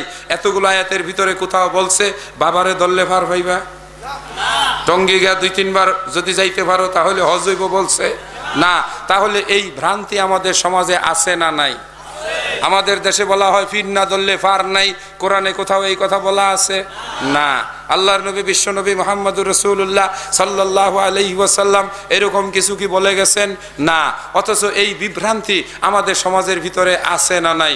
ও মুসলিম ভাইয়েরা, অন্তরের দরদ নিয়ে আমি আপনাদেরকে ঈমানি দাওয়াত দিচ্ছি কোরআন পড়ুন, কোরআন বুঝুন, কোরআন দিয়ে জীবন গড়ুন। কোরআন হলো মানবতার সমাধান। আব্দুর রহমান মাদানী পিস টিভিতে বলে, আপনি কি পথ হারিয়েছেন? বলে না? তারপরে তাহলে কোরআন পড়ুন, কোরআন দিয়ে জীবন গড়ুন। একটু আগে আপনাদের সামনে শাহ ওলিউল্লাহ সাহেব কোরআন পড়ার কথাই বলে গেছেন। আজকের মুসলিম সমাজ যেভাবে বিভ্রান্তির ভিতরে নিমজ্জিত, আকীদার কথা, ইমানের কথা যদি বলা হয়, আজকের মুসলমানদের ইমান বড় বিধ্বস্ত হয়ে গেছে। সত্যিকারের তাওহীদি চেতনা মুসলমানদের ভিতর থেকে বিলুপ্ত হয়ে গেছে। বলুন কথা ঠিক না বেঠিক? নামাজে দাঁড়িয়ে মুসলমান বলছে ইয়্যাকা না'বুদু ওয়া ইয়্যাকা নাস্তাঈন, শুধুমাত্র তোমারই আমরা ইবাদত করি। আজ কিন্তু এই কথার উপরে মুসলমানেরা নাই। বলেন কথা ঠিক না বেঠিক? মসজিদে দাঁড়িয়ে বলছে ইয়্যাকা না'বুদু, অথচ তার রাষ্ট্র পরিচালনার সময় সে গ্রহণ করছে মানুষের তৈরি দাসত্বের ওই যে সেই দেওয়া বিধান, সোশ্যালিজম, কমিউনিজম অথবা বর্তমান ডেমোক্রেসি অথবা বর্তমান আধুনিক রাষ্ট্র চিন্তার ওই যে সেই আদর্শ অনুসরণ করে চলছে। বলুন কথা ঠিক না বেঠিক? অর্থনৈতিক ব্যবস্থায় মুসলমানেরা নামাজে দাঁড়িয়ে বলছে রব্বুল আলামিন তোমার দেওয়া অর্থনৈতিক ব্যবস্থা আমি মেনে নিলাম, তোমার কথাকে আমি গ্রহণ করলাম। ইয়্যাকা না'বুদু, তোমার অর্থ ব্যবস্থা ছাড়া আমার জীবনে আর কোনো অর্থ আসবে না। অথচ তারা লেনদেন করছে পাশ্চাত্যের ওই যে সেই ধনতান্ত্রিক রাষ্ট্রের তাদের ধন ব্যবস্থাপনা পূর্ণ সেই অর্থ ব্যবস্থা, যেখানে রয়েছে সুদভিত্তিক ব্যবস্থা, যেখানে রয়েছে মানুষকে ঠকানোর ব্যবস্থা, যেখানে রয়েছে মানুষকে শোষণ করার ব্যবস্থা। বলুন কথা ঠিক না বেঠিক? আমল ও আখলাকের ক্ষেত্রে মুসলমানেরা হয়ে গেছে শতদা বিভক্ত। কেউ বলে আমি হানাফি, কেউ বলে আমি শাফি, কেউ বলে আমি মালিকি, কেউ বলে আমি হাম্বলি। এমনি করেই কাজী নজরুল ইসলাম মুসলমানদের এই দ্বিধাদ্বন্দ্ব এবং দলের এই করুণ পরিণতি দেখে আফসুস করে কবিতার ভাষায় বলেছিলেন, হানাফি, শাফি, মালিকি, হাম্বলি তখনও মিটেনি গোল। এমন সময় আজরাইল আসিয়া হাকিল তুলপিতুল, বাহিরের দিকে বাড়িয়াছি যত, ভিতরের দিকে তত, গন্তিতে মোরা বাড়িয়া চলেছি গরু ছাগলের মতো। বলুন কথা ঠিক না বেঠে? আমরা যখন সত্য কথাগুলো ভাইদের কাছে উপস্থাপন করি, তারা অনেক সময় আমাদের উপরে বিরূপ মন্তব্য করেন। এটা দুঃখজনক। নষ্ট হবে, কারণ ওই এক চুমুক দেওয়ার পরে খাওয়ার সুযোগ নাই। ভাঙ্গাচুরা গলা যদি আমার এই বিশেষ করে খিলগাঁও এলাকার জ্ঞানী, গুণী এবং শিক্ষিত, মার্জিত, উচ্চ বৈশিষ্ট্যের অধিকারী সুশিক্ষিত শ্রোতা মণ্ডলী, বিশেষ করে যুবক ভাইয়েরা ভাঙ্গা গলার আওয়াজ শুনে, তাহলে বারবার আমার চা খাওয়ার দরকার আছে? ঠিকন? যদি থাকে বন্ধুর মন, একটা কথা আছে না, যদি থাকে বন্ধুর মন নদী পার হইতে কতক্ষণ। বউ যতদিন ভালো লাগে, লবণ দেয় নাই তরকারিতে, জিজ্ঞাসা করে কেমন হয়েছে, বলে খুব ভালো হয়েছে, খুব ভালো হয়েছে। এটা হলো মহব্বতের প্রকাশ। বউরে দেখতে পারে না, ভালো করে রান্না করছে, জিজ্ঞাসা করে কেমন হয়েছে, বলে চেহারাটার দিকে চাইলেই শরীরের ভিতরে আগুন জ্বলে। যারে দেখতে নারী তার চলন বাঁকা। ইতিমধ্যে যদি একটা মায়া মমতা জৈমা থাকে, আহমদুল্লাহ আজকে শেষ উইকেট, দেখি না কতক্ষণ চলে। ছক্কা চার দুই একটা যখন মারতেছে, হ্যাঁ তাহলে তো আসি আলহামদুলিল্লাহ, আর না হলে পিছতে আম্পায়ার আছে আমার চাচা, হ্যাঁ ওই যে সেই মাওলানা রফিক সাহেব, খালি আঙ্গুল তুলবেন, আমি সাকিব আল হাসানের মতো মাথাটা নিচু করিয়া খালি জামুগা, বেশি একটা দেখি না, এটা বেশি বুঝিও না, কারণ এটার মধ্যে আমার এত সময় দেওয়ার টাইমও নাই। আমার অফিসে একদিন বাংলাদেশ আর কার সঙ্গে জানি খেলা, দেখলাম সাকিব ভালোই দৌড়াদৌড়ি করতেছে এইটার মধ্যে, আমি কইলাম এইটা কি হয়, আমার কয় মেয়ে এইটাও বুঝেন না এই যুগের লোক। আমি যেটা বুঝলাম কখন, কতক্ষণ পরে দেখি কে থেকে কি হইলো বুঝলাম না আমি, হ্যাঁ মাথাটা নিচু করিয়া লাঠিটা লইয়া জায়গা। আমি আমার এক কলিগরে জিগাইলাম, ভাই এটা কি হইলো, এর মন খারাপ হয়েছে কে? কলে ওই যে কালা মানুষটা কোট গায়দা রয়েছে, রোদ লাগছে বেশি, রাগে আঙ্গুল তুলছে, এই জন্য হয়ে গেছে গা। এইটাই আমার ক্রিকেট খেলার বুঝার কি, বুঝলেন না? তো আছে আপনার এই রোদের মধ্যে না, ঠান্ডার মধ্যেই বই হয়েছে, শীত কম, আঙ্গুল তোলার আগে আমার একটু জানাইলেন। বাজি সে দামামা, মুসলমান যুবকেরা শোনো, বাজি সে দামামা, বাধরে আমামা, শির উঁচু করি মুসলমান, দাওয়াত এসেছে নয়া জামানার, ভাঙ্গা কিল্লায় ওড়ে নিশান, মুখেতে কালেমা হাতে তলোয়ার, বুকে ইসলামী জোশ দুর্বার, হৃদয়ে লইয়া ইশক আল্লাহর, চল আগে চল বাজে বিশান, ভয় কিরে তুর গলায় তাবিজ বাধা যে রয়েছে পাক কোরআন, শুকনা রুটিরে সম্বল করে, শুকনা রুটিরে সম্বল করে, যে ইমানার যে প্রাণের জুড়ে ফিরেছে জগৎ মন্থন করে, সে শক্তি আজ ফিরিয়ে আন, আল্লাহু আকবার, রবে বিশ্বকাপ দুর্বিমান, লিল্লাহি তাকবীর, লিল্লাহি তাকবীর, আল কোরআনের আলো। ঘরে ঘরে জালোটা একটু পাল্টাইয়া বলা যায় না, সারা জীবন তো ঘরে ঘরে জ্বালানোর কথা কইয়া চালাইয়া দিলেন, ঘরে ঘরে জ্বালো মানে পরে পরে চালাইয়া দাও। একজনে কইতাছে, কলে এইবারের মরা আমার পরে পরে গেছে। কলে কেমনি হইলো? কলে মেয়েটা বিয়া দিছিলাম, জামাইটা মরছে, এটা পরের ফুলা মরছে, মেয়েটা রয়ে গেছে, মরাটা গেছে কি পরের উপর দিয়া। কয়েকদিন পরে আবার দেখা হয়েছে, কলে ভাই জানি আবার পরের উপর দিয়ে গেছে। কলে কেমনে? কলে ছেলেটারে বিয়া করাইছিলাম, বউটা এইবার গেছে। মানে তাহলে ছেলেও বাইসা রয়েছে, মেয়েও বাইসা রয়েছে, মরাটা গেছে কার উপর দিয়া? পরে পরে। তো আমরাও তো ওই মশলা শিখা লইছি, আল কোরআনের আলো ঘরে ঘরে জালো, মানে পরে পরে দা চালাইয়া দাও, নিজের পড়ার দরকার নেই। কোরআন পড়ুন, কোরআন বোঝুন, যে কোরআন পড়ে সে জ্ঞানী হয়, যে কোরআন পড়ে সে মানি হয়, যে কোরআন পড়ে সে গুণী হয়, যে কোরআন পড়ে সে সর্বশেষ একটা বাংলা রাইখা দিছি, কোন 2 অক্ষরেরটা, ধনী হয়। কোরআন পড়লে ধনীও হয়, টাকা পয়সার দরকার আছে না? আব্দুল্লাহ ফারুক কোরআন পড়ছে, সৌদি এমবেসিতে চাকরি করে, 1 লাখ টাকা তাকে হিসাব করেন বেতন, পরেরটা পরে, এর নিচে না। খালি মনে করেন না বাড়ি করছি ভাড়া ভাই, আমরাও যারা আছি আলহামদুলিল্লাহ একেবারে 2-3 লাখ টাকার নিচে মাসে পরে না। হয়তো কই বেলে নাকি গল্প করলাম, এটা কোরআনের বরকত। আমি আল কোরআনের উপরে পিস টিভিতে বক্তব্য রেখেছি, এগুলো প্রচারিত হচ্ছে, হবে হয়তো বা আবার রিপিট হবে। কোরআন এবং আধুনিক বিজ্ঞান, কোরআন এবং আধুনিক বিজ্ঞান, Quran and science and the Bible, এইটার উপরে বই লেখে ডক্টর মরিস বুকাইলি। এই একটি মাত্র বইয়ের রয়্যালিটি বাবদ $4 কোটি তিনি পেয়েছিলেন। আর ডক্টর জাকির নায়েক বর্তমানে সারা বিশ্বের 1 নম্বরের কোরআনিক স্কলার, যে কোরআন এবং সায়েন্স এর উপরে কম্পারেটিভ আলোচনা করে বিশ্ব সেরা একজন আলোচকের মর্যাদায় পৌঁছে গেছেন। ভারতের কোনো হাসপাতালে বসে ডক্টর জাকির নায়েক যদি রুগী দেখতেন আর দাঁত তুলতেন, দাঁতের ডাক্তার তো কয়টা পাইছো? হ্যাঁ, এরপরে তো ভালো দাঁত তুইলা খারাপ দাঁত রাইখা 2 বার অপারেশন করে হয়তো 2 বার বিল নিত। 2 নম্বরই দেখছি আমারে 7 বছর না 8 বছর আগে এক ডাক্তার একেবারে মাথা হাতায় টাতায় কইল, আহমদুল্লাহ আপনি বড় জোর 3 মাস বাঁচবেন, আপনি তাড়াতাড়ি অপারেশনটা করে ফেলেন, আপনাকে আমি 80,000 টাকার মধ্যেই করে দিব, না হলে কিন্তু আপনার আর কোনো রেহাই নাই। কথাটা শুনে খারাপ লাগলো, বললাম যে ঠিক আছে ডাক্তার সাহেব, হায়াত মৌতের মালিক আপনি না, আল্লাহ যদি বাঁচায় রেখায় বাইসা থাকবো, এই মুহূর্তে টাকা টুকা নাই, ওয়ালাইকুম আসসালাম, আমি গেলাম। এই কথা বলে চলে আসছি। ইতিমধ্যে 8 বছর গেছে, আমি আসি না মরছি।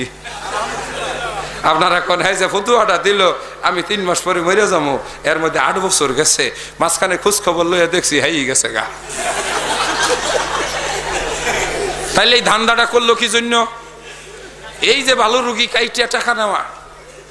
একটা নর্মাল ডেলিভারি হবে, আপনার স্ত্রী পেটে ব্যথা উঠেছে, আপনি তাকে নিয়ে হাসপাতালে গেলেন, ডাক্তার ভাইয়ের আবার মনে কষ্ট নিবেন না, আমি দেখছি এদের মধ্যে এরকম একটা ভাবসাব আছে, আর এরা অধিকাংশই ঢাকা শহরে কোনায় কানায় বিলে ঝিলে 2-3 কাঠা জমিন কিনছে, এই জমিনের উপরে বাড়ি বানাইবো, বড় লোক হইব, এই জন্য রুগী ঘর অহেতুক পেট কাটে। তা না হইলে আজ থেকে 20 বছর 30 বছর আগে এত পেট কাটার দরকার পড়ছে? আজকে হাসপাতাল গেলে প্রথম নম্বর কথা, রুগীর অবস্থা খুব সিরিয়াস, আধা ঘন্টার মধ্যে একটা কিছু করতে হবে, এই 50,000 টাকা হইলেই হবে। রুগীর আত্মীয় স্বজন রুগীকে বাঁচানোর জন্য পাগল হয়ে যায়। বলেন কথা ঠিক না বেঠিক? আমাদের নাম করা বড় বড় হাসপাতালগুলোতেও এইরকম দুর্ঘটনা ঘটেছে, রুগী মারা গেছে, 4 ঘন্টা অহেতুক নাকের মধ্যে ভেন্টিলেশন লাগাই রাইখা 70,000 বিল বানাইয়া তারপরে সেই টাকা আদায় করিয়া তারপরে ছাড়ছে। এইরকম জবরদস্তিও হয়।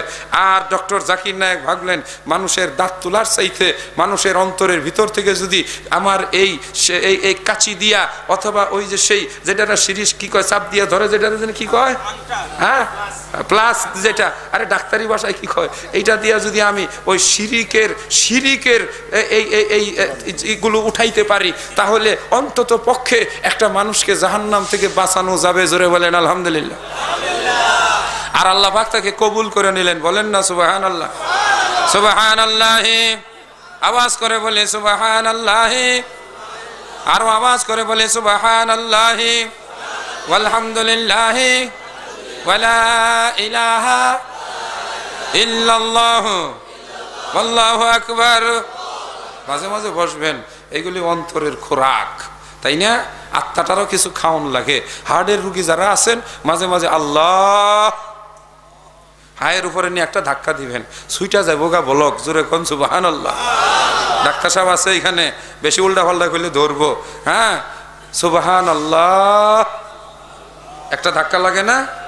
লম্বা সুর। হার্টের ভিতরে কতগুলো অলিন্দ আছে, কতগুলো রগ রেশা আছে, এইগুলো দিয়ে শরীরের 4 লিটার রক্ত ফিল্টারিং হয়ে আপনার পা থেকে মাথা পর্যন্ত মাথার রগ রেশা কোষের ভিতরে সঞ্চালিত হয়। এই মেশিনটা সবসময় পাম্প করে। মায়ের পেটে যেদিন সামান্য অভাম আকারে আপনি প্রবেশ করেছিলেন স্পার্ম হয়ে, ওইখান থেকে এর কার্যক্রম শুরু হয়েছে। যেদিন এটার স্পন্দন বন্ধ হয়ে যাবে, সেদিন আপনার দুনিয়ার জীবনের জবনিকাপাত ঘটবে। আপনি তখন মৃত বলে ঘোষিত হবেন। আপনি ঘুমান, আপনি বিশ্রাম নেন, কিন্তু ওর কোনো বিশ্রাম নাই। প্রতি মিনিটে মিনিটে সে কমপক্ষে 65 থেকে 70-72 বার সে স্পন্দিত হয়। সেই স্পঞ্জিং করে এই 4 লিটার রক্তকে ফুসফুসের মাধ্যমে সঞ্চালিত করে আপনার সমস্ত বডির ভিতরে চালনা করে দেয়। অনেক সময়ে যারা ধূমপান করে, এর ভিতরে নিকোটিন নামক মারাত্মক বিষ থাকে, অথবা অতিরিক্ত চর্বি ভক্ষণ করে, এই চর্বিগুলোর বুতে HDL LDL নামক কোলেস্টেরল আছে, এর ভিতরে একটি হলো ক্ষতিকারক। এগুলো রক্তের সঙ্গে মিশে এর শিরাগুলোকে বন্ধ করে দেয়। এইগুলোকে বলা হয় হার্ট ব্লকেজ। এখানে কতগুলো চর্বি জমে যায়, তখন রক্ত যথাযথভাবে সঞ্চালিত হতে পারে না। আমার সম্মানিত ভাইয়েরা, ডাক্তাররা তখন বলে আপনার বুক কাটতে হবে, অপারেশন করতে হবে, সেখানে বাইপাস করতে হবে। আর আল্লাহর কোরআন নবী মুহাম্মদুর রাসূলুল্লাহ সাল্লাল্লাহু আলাইহি ওয়াসাল্লামের উপরে নাজিলকৃত এই কিতাব বলে হুয়া শিফাউল লিন্নাস, এটা হলো তোমার জন্য ঔষধ, কাজে লাগাও, ডাক্তারের কাছে কম যাইতে হবে। জোরে বলি না সুবহানাল্লাহ। বিশ্বাসে পাওয়া যায়, অবিশ্বাসে মেলা বড় ভার। বিশ্বাসে পাওয়া যায়, আপনি বিশ্বাস করবেন পাবেন, অবিশ্বাস করবেন কিছুই পাওয়া যাবে না। কোরআনের ছোট্ট একটা আয়াত আছে যার অর্থ এখন পর্যন্ত কেউ করতে পারে নাই। এইগুলো হুরুফে মুকাত্তাআত বলা হয়। সূরাটার নাম ঠিকানা বলবো না। পেটের ব্যথা উঠছে প্রচন্ড রকমের, দেখা গেল গড়াগড়ি দিয়ে কাঁপতেছে। একজন বড় বুজুর্গ আলেম ছিলেন, মারা গেছেন, চলে গেছেন কবরে। সুতরাং তার কাছে দৌড়াই আসলো, হুজুর আমাদের এই ছাত্রটি পেটের ব্যথায় গড়াগড়ি দিতেছে, কি যে অবস্থা, থামে না থামে না, ঔষধ দিয়েছে তাতেও ব্যথা কমে না। হুজুর গেলেন, নাভির উপরে এই 2টা আঙ্গুল রাখলেন, ওই আয়াতটা পড়লেন, একটা ফু দিলেন, কিছুক্ষণের মধ্যেই ছাত্রটা ঘুমায়া পড়লো। আমি নাসুরবান্দা ছিলাম ওনার খাস শাগরেদ, পিছনে লাগলাম। বলে না বলে না বলে না, আমিও পিছন ছাড়ি না। বুঝলেন তো? এইবার এক পর্যায়ে বলল ওই বেটা কারো কাছে কবি না, কারণ এইগুলো কোরআনের আয়াত, এইগুলোর উপরে বিশ্বাসে আমল। কোরআন হলো মানুষের জন্য শিফা। সূরা ফাতিহা দিয়া ফুদিয়া ওই যে সেই সাপের বিষ পানি করে নাই, আপনি আর আমি ফুয়াইতে ফুয়াইতে থুথু দিয়া যদি ওই সাপের বিষের জায়গা ভাসাইয়া ফেলাই হইব 10 মিনিট। হ্যাঁ, আমার উপরে আইসা গেছে খরক, অল্প সময়ের ভিতরেই সারতে হবে।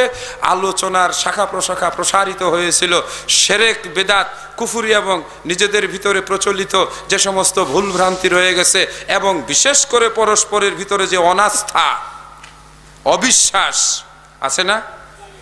আমাদের হানাফি ভাইরা আমাদেরকে বিশ্বাস করে না, আমাদের কাছে আসতে চান না।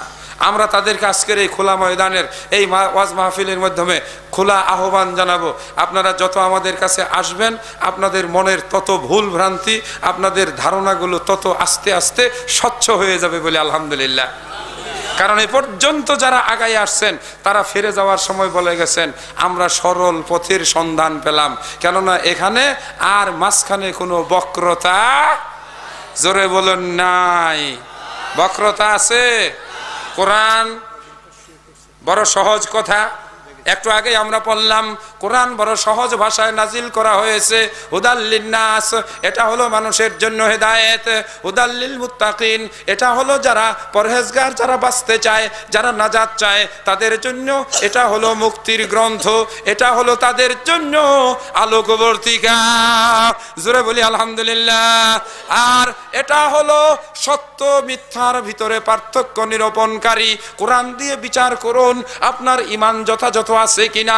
আপনি কালেমা পড়েছেন লা ইলাহা ইল্লাল্লাহ, এবার আপনি বিশ্বাস করুন আপনার বিশ্বাস যথাযথ আছে কিনা। জগতে বহু বিশ্বাসী মানুষ আছে, কেউ বিশ্বাস করে আল্লাহ সর্বত্র বিরাজমান, বলেন কথা ঠিক না বেঠিক? আবার কেউ বিশ্বাস করে আল্লাহ মানুষের ওই যে মুমিনের কলবের ভিতরে বসবাস করে। আবার কেউ কোন ওই যে অমুসলিম জাতি যারা, তারা বিশ্বাস করে যত জীব তত শিব। আবার কেউ বিশ্বাস করে একের ভিতরে তিন, তিনের ভিতরেই এক, যাদেরকে বলা হয় তৃতীয়বাদ, যাদের নাম হলো খ্রিস্টান। আবার যারা ইহুদি সম্প্রদায়, আল্লাহ কোরআনে বলছে উযায়ের নামক ব্যক্তিকে তারা আল্লাহর পুত্র বানাইছে, বলেন কথা ঠিক না বেঠিক? মুসলমানেরাও অনেকেই বিশ্বাস করে আল্লাহর কাছে সরাসরি যাওয়া যায় না, আল্লাহর কাছে যেতে হলে কবরের কাছে যেতে হয়, মাজারের কাছে যেতে হয়, পীর না ধরলে কখনো পার পাওয়া যায় না। এই কথাগুলো মুসলিম সমাজে প্রচলিত আছে না নাই? কেউ কোনোটা বিশ্বাস করে। আবার একদম মুসলমান আছে যারা আহলুল হাদিস, তারা বিশ্বাস করে আল্লাহ এক, ওয়াহদাহু লা শারীক, তার কোনো শরীক নাই, তাকে ডাকার জন্য মাঝখানে কোনো মধ্যস্থতার দরকার নাই। তিনি কোথায় আছেন? 7 আসমান, এক এক করে তাকে তাকে সাজানো। মেরাজের রাত্রে আল্লাহ রসুল দেখেছেন, প্রথম আসমানের দরজায় গেলেন, জিজ্ঞেস করলো মাম্মা আকা ইয়া জিবরিল, জিবরিল তোমার সঙ্গে কে? ফাকালা মুহাম্মদ হাল উজিনা লাহু, তাকে কি পাস দেওয়া হয়েছে, পারমিশন দেওয়া হয়েছে? হযরত জিবরিল আলাইহিস সালাম বললেন হ্যাঁ, আল্লাহ তাকে ডেকেছেন, তাকে পাস দিয়েছে, দরজা খুলো। দরজা খুলে দেওয়া হলো, সালাম দেওয়া হলো। দ্বিতীয় আসমানে পৌঁছলেন, আবার একই প্রশ্ন। দ্বিতীয় আসমানে পৌঁছলেন, এক এক করে 7 আসমানে পৌঁছে গেলেন। সৃষ্টি জগৎ থেকে উপরের দিকে 7 আসমান। জোরে বলি সুবহানাল্লাহ। কেউ খুঁজা পায় নাই, এই জন্য কি আসমানের দোষ? হ্যাঁ, আমি আমার পিস টিভির এক বক্তৃতায় ঠিক এই ভাষায় বলেছিলাম যে বিজ্ঞানী ভাইরা, সায়েন্টিস্ট ভাইরা, অ্যাস্ট্রোনমি নিয়ে যারা গবেষণা করেন, আপনারা সৌরজগৎ আবিষ্কার করেছেন, আপনারা গ্যালাক্সি আবিষ্কার করেছেন, আপনারা ছায়াপথ আবিষ্কার করেছেন, আপনারা ব্ল্যাক হোল আবিষ্কার করেছেন, আপনারা এক একটা তারকার জন্ম বছর আবিষ্কার করেছেন, এইগুলোর ধ্বংস কিভাবে হয় আবিষ্কার করেছেন। এই সব কিছু আবিষ্কার করার পরে আপনারা গিয়ে ফতুয়া দিলেন ওই যে আসমান বলে কিছু নাই। তা আপনারা তো এরকম অনেক কিছুই বলছিলেন, যেটাই আপনারা খুঁজা পান না। আনসিন ইজ নাথিং, এটা হলো বিজ্ঞানের একটা ভ্রান্তিপূর্ণ তাদের সংজ্ঞা। যা দেখা যায় না তা বলে কোনো বস্তু নাই। এই জন্য তারা আল্লাহকে অস্বীকার করে, আল্লাহকে দেখা যায় না তাই তারা বলে আনসিন ইজ নাথিং, সুতরাং তা কিছু নাই। আমি প্রশ্ন করেছিলাম আপনারা তো একদিন প্রথম এই যে আকাশের মধ্যে এতগুলো গ্রহ নক্ষত্র তারা আছে, এগুলোও বিশ্বাস করেন নাই, এখন করেন কেন?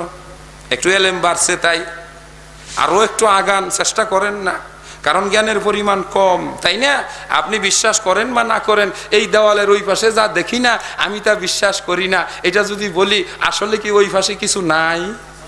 হ্যাঁ, কমপক্ষে তো এই যে আমাদের ফ্লাইওভারটা আছে, খেলগাঁও ফ্লাইওভারটা আছে না, এখানে দেখি না, তাই বলে আমি অস্বীকার করলাম বলা যাবে না? এক আসমানের উপরে আরেক আসমান আছে, আছে না নাই? কারণ এই গ্রন্থ অথেন্টিক গ্রন্থ। আজ পর্যন্ত কেউ এই গ্রন্থকে কোনো আয়াত, কোনো বিবরণ কেউ মিথ্যা প্রমাণিত করতে পারে না। The holy Quran is the source of all knowledges, it is the book of science. এটাকে কোরআনিক ওই যে সেই বিজ্ঞান গ্রন্থ বলা যেতে পারে। এটা হলো the solution of all problems, মানুষের জীবনের যত সমস্যার সমাধান। In the world it is the miracle from the almighty Allah. It reveal by ওই যে হযরত জিবরাইল আলাইহিস সালাতু ওয়াস সালাম টু প্রফেট হযরত মুহাম্মদুর রাসূলুল্লাহ সাল্লাল্লাহু আলাইহি wasallam. Oh young generation, my request to you, read the holy book Quran and build up your career and build up your life. কোরআন দিয়ে জীবন গড়ো, কোরআন দিয়ে তোমার জীবনকে সমৃদ্ধ করো। দেখবে কোরআনের আলো তোমার ভিতরকে কেমন করে আলোকিত করেছে। বুকের ভিতরে শক্তি পাবে, কথার ভিতরে বল পাবে, হাতের ভিতরে শক্তি আসবে, মানুষের সামনে মাথা উঁচু করে কথা বলতে পারবে। আহমদুল্লাহ, আব্দুল্লাহ অথবা ওলিউল্লাহরা সারা বিশ্বের ওই যে সেই মিডিয়ার সামনে কথা বলে নির্ভয়ে নিঃসংকোচে আমরা কথা বলে যাই। কেউ যদি সামনে কথা বলতে আসে তাহলে বলবো বসুন, তারপরে আপনার সঙ্গে কথা হবে। কোনো এক কলেজে যখন শিক্ষকতা করি, কিছু মূর্খা মুরতাদ মার্কা, কিছু বেঈমান মার্কা টিচার আছে না, রবীন্দ্রনাথের শিষ্য কান্দের মধ্যে একটা ব্যাগ ঝুলাইয়া ঘুরে। একদিন কমন রুমে বসে বলতেছে, এই মৌলবী মাওলানারা কিছু জানে না, কোরআন এটা একটা সাধারণ গ্রন্থ। আর তারপরে এই মানে খুব ইনসাল্টিং ওই যে সেই কমেন্টস যাকে বলা হয়, সে আমার সিনিয়র। আমি দেখলাম ভালো একটা ঔষধ দিতে হবে, আইসা রুমে কিছুক্ষণ তার কথাটা শুই না, টেবিলের মধ্যে এমনি হালকা পাতলা মানুষ, ভাবলাম যে বাঁচি আর মরে জীবনে কি আছে, মারলাম জুড়ে এক থাপড়। ওই ভাই চুপ করেন, আপনি কোরআন হাদিস সম্বন্ধে কি জানেন? প্রথম প্রশ্ন। হ্যাঁ শোনেন, আমি যে আপনি বাংলার প্রফেসর না, রবীন্দ্রনাথ পড়ছেন, কটা কবিতা মুখস্থ করছেন রবীন্দ্রনাথের? কোন দেখি আপনি যে কটা কবেন আমি তার চেয়ে 3 গুণ কম দিলাম আর কি, বুঝলেন না? হ্যাঁ যদি একটা কয় আমার 2-3টা মুখস্থ আছিল, আমি জানি যে হ্যাঁ একটার বেশি কইতে পারবো না। আমি যে বঙ্কিমচন্দ্রের কয়টা গল্প পড়ছেন ভালো করে কোন, কয়টা বই পড়ছেন? শরৎচন্দ্র চট্টোপাধ্যায়, তারপরে ওই যে সেই ঈশ্বরচন্দ্র বিদ্যাসাগর বেতাল ওই যে পঞ্চবিংশতি গ্রন্থটির কয়টা গল্প আপনি পড়ছেন? আমি এইভাবে যখন মোটামুটি সাপের মন্ত্রের মতো এই যে সব হিন্দু সাহিত্যিক, বাংলা সাহিত্যিকদের নাম ঝাড়া শুরু করছি, আমি বললাম আই এম স্টুডেন্ট অফ আল কোরআন, আমি কোরআনের স্টুডেন্ট। এইবার আসেন আপনি কোরআনের সঙ্গে কি জানেন আপনি কোরআন সম্পর্কে? আমি আপনার বাংলা ব্যাকরণে নত্যবিধান, সত্যবিধান, দাড়ি কমা যা আছে জিজ্ঞাসা করেন, যদি উত্তর না দিতে পারি মাথায় হাতে ছুরি লাগাই এখান থেকে বের হয়ে যাব। কিন্তু আমার কোরআন হাদিস সম্পর্কে আপনি যা বললেন জবাব দিতে হবে, তা না হলে এখানে কান ধরে ক্ষমা চাইতে হবে। আপনি জানেন একটা বুখারী শরীফ পড়ার জন্য 2 পাশে 2টা হারিকেন জ্বালাইতে হয়? সিয়াসাত্তার কিতাবগুলো নিতে যে একটা রিক্সা লাগে, একটা ভ্যান গাড়ি লাগে। আপনি কোনোদিন সিয়াসাত্তার কিতাবগুলো চেহারা দেখছেন? আলেম হওয়া কি খেলা কথা? হ্যাঁ, জীবনে আমি যে আরবি কিতাবটি পড়ছি, আপনার বাপ তো দূরের কথা, আপনার দাদা তো দূরের কথা, 14 গোষ্ঠী কোনোদিন দেখছে আলেম ওলামা সম্বন্ধে অশ্রাব্য অশ্লীল কমেন্টস করতে লজ্জা লাগে না? কয়েকজন মুরব্বী আলেম শিক্ষক ছিলেন, যাই হোক একটা সরকারি কলেজে এক পর্যায়ে বেচারা মাথা নিচু করে রইল, মুরব্বীরা বলেন মাফসান মাফসান। আমি যাই মাফ চাইব, এই মাফ চাওয়াও তো হ্যাঁ শিখে নাই।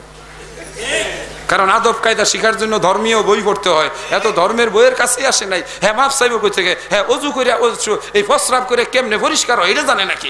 শরীরটাই তো নাফা। এইবার মারা শুরু করলাম, বেটা তুই গল্প করস? হ্যাঁ কেমন করে একটা মানুষ কাপড় চোপড় পরিষ্কার রাখে সেই নিয়ম যে ব্যক্তি জানে না, এই ব্যক্তি আবার এখানে এসে গল্প করে। ও যুবক ভাইয়েরা, কোরআন পড়ো, কোরআন তোমার বুকের ভিতরে সাহস দিবে। আমার মুসলিম ভাইয়েরা, আহলে হাদিস আর হানাফি বলে কোনো কথা নয়, আমরা কোরআন থেকে দূরে সরে গেছি, এটাই হলো আমাদের সবচাইতে বড়। ওহো জমানা মে মুআজ্জাজ থে মুসলমান হোকর তুম জলিল ওয়াখার হোয়ে তারিকে কুরআন হোকর। বিশ্বে তারা শ্রেষ্ঠ ছিল, বিশ্বে তারা শ্রেষ্ঠ ছিল হয়ে মুসলমান। আজকে তুরা লাঞ্ছিত হয় ছাড়িয়া কোরআন। মুসলমানেরা কোরআন ছেড়ে দিয়েছে, মুসলমান কোরআন পড়ে না। মুসলমানেরা আজকে বড় আফসোস লাগে, টঙ্গীর ইজতেমায় আমাদের যে ভাইরা যায় তাদের প্রাথমিক কাজগুলো বড় ভালো লাগে, উপরের কাজগুলো বড় বিপজ্জনক। যখন মানুষকে শোনায় কোরআন তোমাদের জন্য না, এইগুলো মুরব্বীদের জন্য, কোরআন হলো বড়দের খাবার। একটা টিভিতে এরকম অ্যাডভার্টাইজ ছিল না, এগুলো হলো বড়দের খাবার, মানে এগুলো হলো বুজুর্গদের খাবার। এই কারণে তারা কোরআন পড়ে না। কোরআনের চাইতে তারা বেশি মর্যাদা দিয়ে বগলের নিচে নিয়ে ঘুরে ফাজাইলের কিতাব। আর এই ফাজাইলের কিতাবের ভিতরে আছে অসংখ্য বানানো মিথ্যা ঘটনা, যেগুলো দিয়ে মানুষকে করা হয় কর্মবিমুখ। কোরআনের শিক্ষা হলো যখন তুমি নামাজ আদায় করো, মাঠে ছড়িয়ে যাও তোমার জীবিকার সন্ধানে। আর বর্তমান প্রচলিত আমাদের এই টঙ্গীর ভাইয়েরা মানুষকে বলে তুমি আল্লাহর ওই যে সেই রাস্তায় সময় লাগাও। আল্লাহর রাস্তাকে তারা আলাদা করেছে, আর আল্লাহ পাক মানুষের জীবনের যাবতীয় কামকে তার সন্তুষ্টির জন্য আল্লাহর বিধান মোতাবেক পরিচালিত করার নির্দেশ দিয়েছে। বলেন কথা ঠিক না বেঠিক? মুসলমানের পতন হলো কেন? আজকে মুসলমানেরা দিন এবং দুনিয়াকে আলাদা করেছে। 3 দিনের জন্য আল্লাহর রাস্তায় সময় লাগাও, তার মানে তুমি এখন আসো আল্লাহর রাস্তায় না শয়তানের রাস্তায়। জোরে বলেন নাউজুবিল্লাহ। অথচ তাবলীগ আজকে সারা বাংলাদেশের মানুষের কাছে ধর্ম প্রচারের, ধর্ম পালনের একটা চমৎকার, একটা সুন্দর বাহ্যিক দৃষ্টিতে একটা আকর্ষণীয় বিষয়। মানুষ দলে দলে টঙ্গী যাচ্ছে, সেখানে গিয়ে সমবেত হবে।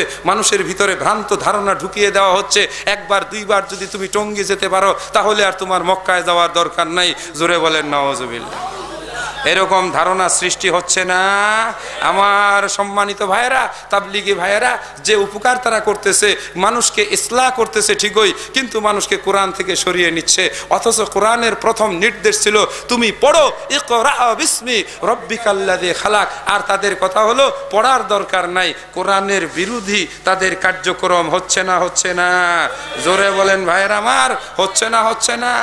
আল্লাহ সম্পর্কে আজকে মুসলমানদের মধ্যে ভ্রান্ত ধারণা আমাদের ভাইয়েরাই ছড়াইয়ে দিয়েছেন। বিশেষ করে যারা তরিকত মানেন, যারা শরীয়তকে ওই যে সেই বলেন যে শরীয়তের পরে তরিকত মানতে হবে, অর্থাৎ পীরকে ধরতে হবে, পীর না ধরলে পার নাই। পীরের সঙ্গে ডাইরেক্ট সম্পর্ক হলো ওই যে সেই ওলি সাহেবদের, যে ওলিরা ওই যে সেই কবরে বসে অথবা মাজার কেন্দ্রিক জীবন যাপন করে, যাদের জীবন রাসূল সাল্লাল্লাহু আলাইহি ওয়াসাল্লামের জীবনের সঙ্গে মিল নাই। বলেন কথা ঠিক না বেঠিক? রাসূল দাওয়াত দিতে তায়েব গেলেন, রাসূল দাওয়াত দিতে ওই যে সেই মদিনায় গেলেন, রাসূল দাওয়াতি কার্যক্রম চালাতে গিয়ে কুবা নগরীতে ওখানে গিয়ে দাওয়াত দিলেন, মসজিদ বানালেন, এক জায়গা বাড়ি থেকে বের হলেন। আর আমাদের দেশের পীর সাহেবরা নিজেরা খানকা শরীফ বানায় ঘরে থাকে। রাসূলের আদর্শের সঙ্গে মিল না বেমিল? যখন কোনো অন্যায় দেখেছে, আল্লাহ রসুল নিজে যুদ্ধের ময়দানে সেনাপতি হয়ে ঝাঁপিয়ে পড়েছে, আমাদের পীর সাহেবরা কখনোই কোনো অন্যায় কাজের প্রতিবাদ করে না। তাদের কাছে ওই যে সেই হিন্দু আর মুসলমান নাই, শিরক আর মুশরিক নাই। হাদিয়া তুহফা যদি পর্যাপ্ত পরিমাণে দেওয়া হয়, সকলেরই দায়িত্ব গ্রহণ করে, যে দায়িত্ব স্বয়ং আল্লাহ রসুল সাল্লাল্লাহু আলাইহি ওয়াসাল্লাম নিতে পারেন নাই। কারণ আল্লাহ পাক সূরা তাওবার ভিতরে কঠোরভাবে নিষেধ করে দিয়েছেন, তুমি তাদের জন্য কোনো ইস্তিগফার করতে পারবে না, তাদের কবরে দাঁড়াতে পারবে না, এরা মুশরিক, এরা মুনাফিক, এরা বেঈমান। জোরে বলে সুবহানাল্লাহ। আমার সম্মানিত ভাইরা, আজকের মুসলিম ভাইরা নামাজ আদায় করেন কোনো একটি সুনির্দিষ্ট মাযহাবকে অনুসরণ করতে গিয়ে। আজকে সুস্পষ্টভাবে মাযহাব যখন চালু হয়েছিল, মাযহাবের প্রতিষ্ঠানগুলো যখন কার্যক্রম শুরু করেছিল, তখন মানুষের কাছে এত সহজে এই হাদিসগুলো পৌঁছানো সহজ ছিল না। যারা যেভাবে যতটুকু হাদিস পেয়েছেন তার ওই আলোকে মাযহাবের সমাধানগুলো এসেছে। বলুন কথা ঠিক না বেঠিক? আজকে ইন্টারনেটের মাধ্যমে, আজকে বই পুস্তকের মাধ্যমে কোথায় আছে হাদিসটি, হাদিসটির বর্ণনাকারীকে পুঙ্খানুরূপে এই বর্তমান গবেষণার যুগে আমরা জানতে পাই, শিখতে পাই, দেখতে পাই। কিন্তু আজ থেকে 500 বছর আগে এটা সম্ভব ছিল না। 1000 বছর আগে কলম ছিল না, কালি ছিল না, কাগজ ছিল না। চামড়ার উপরে লেখে, গাছের বাকলের উপরে রেখে, কাপড়ের উপরে রেখে লিখে যারা কোরআনের আয়াত সংরক্ষণ করেছেন, ওই যুগে যেসব মাযহাব হয়তো প্রয়োজনে সৃষ্টি হয়েছে, হানাফি মাযহাবের ইমাম আবু হানিফা রাহিমাহুল্লাহ তাআলা তাই স্পষ্ট করে বলে গেছেন, ইজা সাহহাল হাদিসু ফাহুয়া মাযহাবি। যখন তোমরা সহিহ হাদিস পাবে, চোখ বন্ধ করে সেই সহিহ হাদিস মেনে নেবে। আজকে আফসোস লাগে যখন দেখি আমাদের হানাফি ভাইয়েরা ইমাম আবু হানিফার কথাও তারা রাখে না, মানে না। বলুন কথা ঠিক না বেঠিক? এটা আমি দরদ দিয়ে বলছি। আমার ভাই ওলিউল্লাহ হানাফি মাযহাবের লোক হয়ে ইমাম আবু হানিফার কথা মানছেন, বুকে হাত বেঁধে নামাজ পড়েন, কিন্তু তিনি কেন? আল্লাহ রসুলের হাদিস বুকে হাত বেঁধে নামাজ পড়া সহিহ, নাবির নিচে হাত বেঁধে নামাজ পড়া জয়ীফ। এতটাই জয়ীফ যে এটার উপরে আমল করা চলে না। শাহ উল্লাহর সঙ্গে আমরা পিস টিভিতে যখন যখন একসাথে প্রোগ্রাম করেছি, নামাজ পড়েছি, ইমামতি দিয়েছি, তিনি রফুল আদাইন করে নামাজ পড়েন। আমি জিজ্ঞাসা করলাম, আপনি হানাফি, রফুল আদাইন করে নামাজ পড়েন কেন? যে আমার ইমাম বলছে, ইমাম আবু হানিফা বলছে সহিহ হাদিস হলো আমার মাযহাব, সুতরাং এই সহিহ হাদিস প্রমাণিত, আজকে সহিহ হাদিস পেয়েছি তাই আমি আমল করি। একটা সুন্নত আমল করলে 10টা নেকি হয়। 4 রাকাত নামাজের ভিতরে 10 বার রফুল আদাইন করা হয়। আর কোন মুসলমান ভাই যদি 10 বার রফুল আদাইন করে, তাহলে যেই মুসলমান ভাই রফুল আদাইন করে না, ওই লোকের নামাজ আর এই লোকের নামাজের ভিতরে অনন্য কমপক্ষে 100 নেকির ডিফারেন্স হয়ে যায়। জোরে বলেন সুবহানাল্লাহ। তর্ক করব, ঝগড়া করব, নিজেরটা নিয়েই থাকবো, নাকি নেকি কামাই করব? নেকির বড় দরকার, তাই না?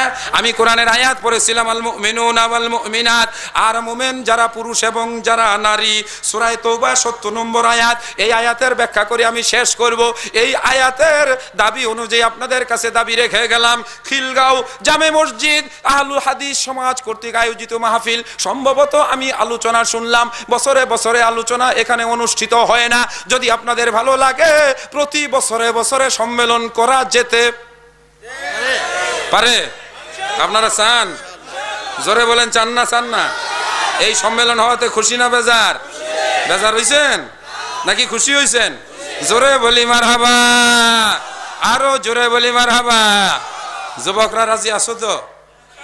জোরে বলি ইনশাআল্লাহ। যুবকরা এগিয়ে যাও, যা সঙ্গে মুরব্বীরা সহযোগিতা করবে। এই খিলগাঁও, কেননা আমাদের আসলে এটা যদি বলি, এতদিন পর্যন্ত মাহফিল না হওয়াটা এটা আমাদের অপরাধ। কারণ আমরা আমাদের নিজেদেরকে আমাদের ভাইদের সামনে আমরা প্রকাশ করতে পারি নাই, তুলে ধরতে পারি নাই। আমি আজকে 10 বছর যাবৎ বাংলাদেশ মাদ্রাসা শিক্ষক প্রশিক্ষণ ইনস্টিটিউট, সারা বাংলাদেশের মাদ্রাসা শিক্ষকদের যেখানে ট্রেনিং হয়, মাদ্রাসা শিক্ষকের সংখ্যা সারা বাংলাদেশে 3 লাখের উপরে। 3 লাখের ভিতরে হয়তোবা হতে পারে 30,000 আমাদের আহলে হাদিস জামাতের, বাকিরা সবাই হানাফি মাযহাবের। তারা চট্টগ্রাম, ওই যে সেই নোয়াখালী। আমি গত 4 দিন আগে নোয়াখালীর ওই যে সেই আমাদের মাননীয় মন্ত্রী উবাইদুল কাদের সাহেবের বাড়ির কাছে, কোন উপজেলা নোয়াখালী, না না না লক্ষ্মীপুর না, এটা হইলো কোম্পানিগঞ্জের পাশে, সেনবাগের পর, যাই হোক নোয়াখালীর এই জায়গায় একটা পুরো সম্মেলনে গেলাম। আমি ছাড়া আর সবাই সেখানে হানাফি মাযহাবের। কয়েকজন ছেলে পেলে আমার কাছে আসলো, ঘরে বসা, এসে বলতেছে, স্যার আপনার সঙ্গে একটা কথা বলতে চাই। আমি বললাম, বলো বাবার, কি বলতে? বলে, আমরা সহি শুদ্ধ তরিকায় নামাজ পড়া শুরু করেছি। আমার ভিতরে তো ধক করে উঠছে, কিরে ভাই এখানে আবার কোন ফেসাদে বললাম, এইটা আবার কোন সহি শুদ্ধ? আমি বললাম, তোমরা সহি শুদ্ধ বলতে কি বুঝাইতে চাচ্ছ? বললো যে আমরা আলবানির নামাজ শিক্ষা পড়েছি এবং আমরা বুখারী শরীফ কিনেছি। ওই হানাফি যুবক ছেলেরা বলতেছে, এর মধ্যে একজন একটু বয়স্ক, সে বলতেছে আমি বুখারী শরীফ কিনলাম। এইবার বুখারী শরীফের হাদিস নম্বর বলা শুরু করলো, 706 নম্বর হাদিস। আমি দেখলাম আল্লাহ রসুল সাল্লাল্লাহু আলাইহি সাল্লাম বুকে হাত বাঁধার ভিতরে সম্পর্কে আদেশ করেছেন, মানুষকে জেরার উপরে হাত বাঁধার নির্দেশ দেওয়া হয়েছে। এই আমরা বুকে হাত বেঁধে রফুল আদাইন করে নামাজ পড়া শুরু করেছি। কিন্তু আমাদের সমাজের আলেমরা আমাদেরকে দেখতে পারে না। আমরা বলে শিয়া হয়ে গেছি, আমরা বলে কাদিয়ানি হয়ে গেছি, আমরা বলে নষ্ট হয়ে গেছি। স্যার একটু বলবেন? আমি বললাম, শোনো, তোমরা সহিহ হাদিস শিখছো, ভালো কথা, সহিহ হাদিস আমল শুরু করছো, তাও ভালো কথা, কিন্তু এটা নিয়ে বাড়াবাড়ি করা যাবে না। আমি একমাত্র হানাফি। এখন যদি আমি নিজে কই, ভাইরে আমিও তুমগোর দলেরই, আর পাবলিক যদি বুঝে আর যদি কেউ ওয়ালাইকুম আসসালাম, আপনার ওয়াজের দরকার নাই, তাইলে কি আর আমি মঞ্চ পাইলাম? আমি তখন মোটামুটি হাফ হানাফি। আমি বললাম, শোনো, আমরা যেভাবে চলছি এটাও ঠিক আছে, তবে একটার মধ্যে একটু দুর্বলতা আছে, আর একটার মধ্যে এটা বিশুদ্ধতা আছে। সুতরাং আমরা বিশুদ্ধটা গ্রহণ করব, কিন্তু কোনো ঝগড়া ফাসাদ করব না। আস্তে আস্তে মানুষকে বুঝাইতে হবে যে দেখেন মক্কা শরীফের ইমাম কোথায় হাত বাঁধে, তারা মক্কা শরীফে তারাবির নামাজে ওই যে দেখেন কিভাবে আমিন বলে। যারা হজে যায় তাদের কাছে শুনেন, দেখবেন এরা সহিহ হাদিস, এরা কোনো বানানো মিলাদ পড়ে না, ইয়া নবী সালাম আলাইকা, পবিত্র কোরআনে কোথাও নাই। বরং আল্লাহ তার নবীকে সম্মান দিয়ে ডাক দিয়েছেন। যেখানে কোরআনে নবী শব্দ আসছে সেখানে আল্লাহ পাক আইয়ুহা শব্দ ব্যবহার করছেন। ডক্টর আব্দুল্লাহ ঠিক আছে না? ইয়া আইয়ুহান নবী, আল্লাহ বলছেন হে নবী, আইয়ুহা বলছে। ইয়া নবী আল্লাহ নিজে ব্যবহার করেন নাই, আল্লাহ যেখানে নবীকে ইজ্জত দিয়া ডাক দিয়েছেন, আর তোমরা ইয়া নবী বলে এই আল্লাহর নবীর শানে দরুদ পড়ো, এটা ঠিক না। এইভাবে আস্তে আস্তে তোমরা বলতে থাকো, তাদের কাছে প্রচার করতে থাকো, দেখবে এক সময় সহিহ হাদিস তারা গ্রহণ করবে, আমাদের সম্পর্কে তাদের ভুল চলে যাবে। এক সময় তারা বলবে আমরা আপনারা দুইজনের ভিতরে কোনো পার্থক্য, জোরে বলেন, আছে না।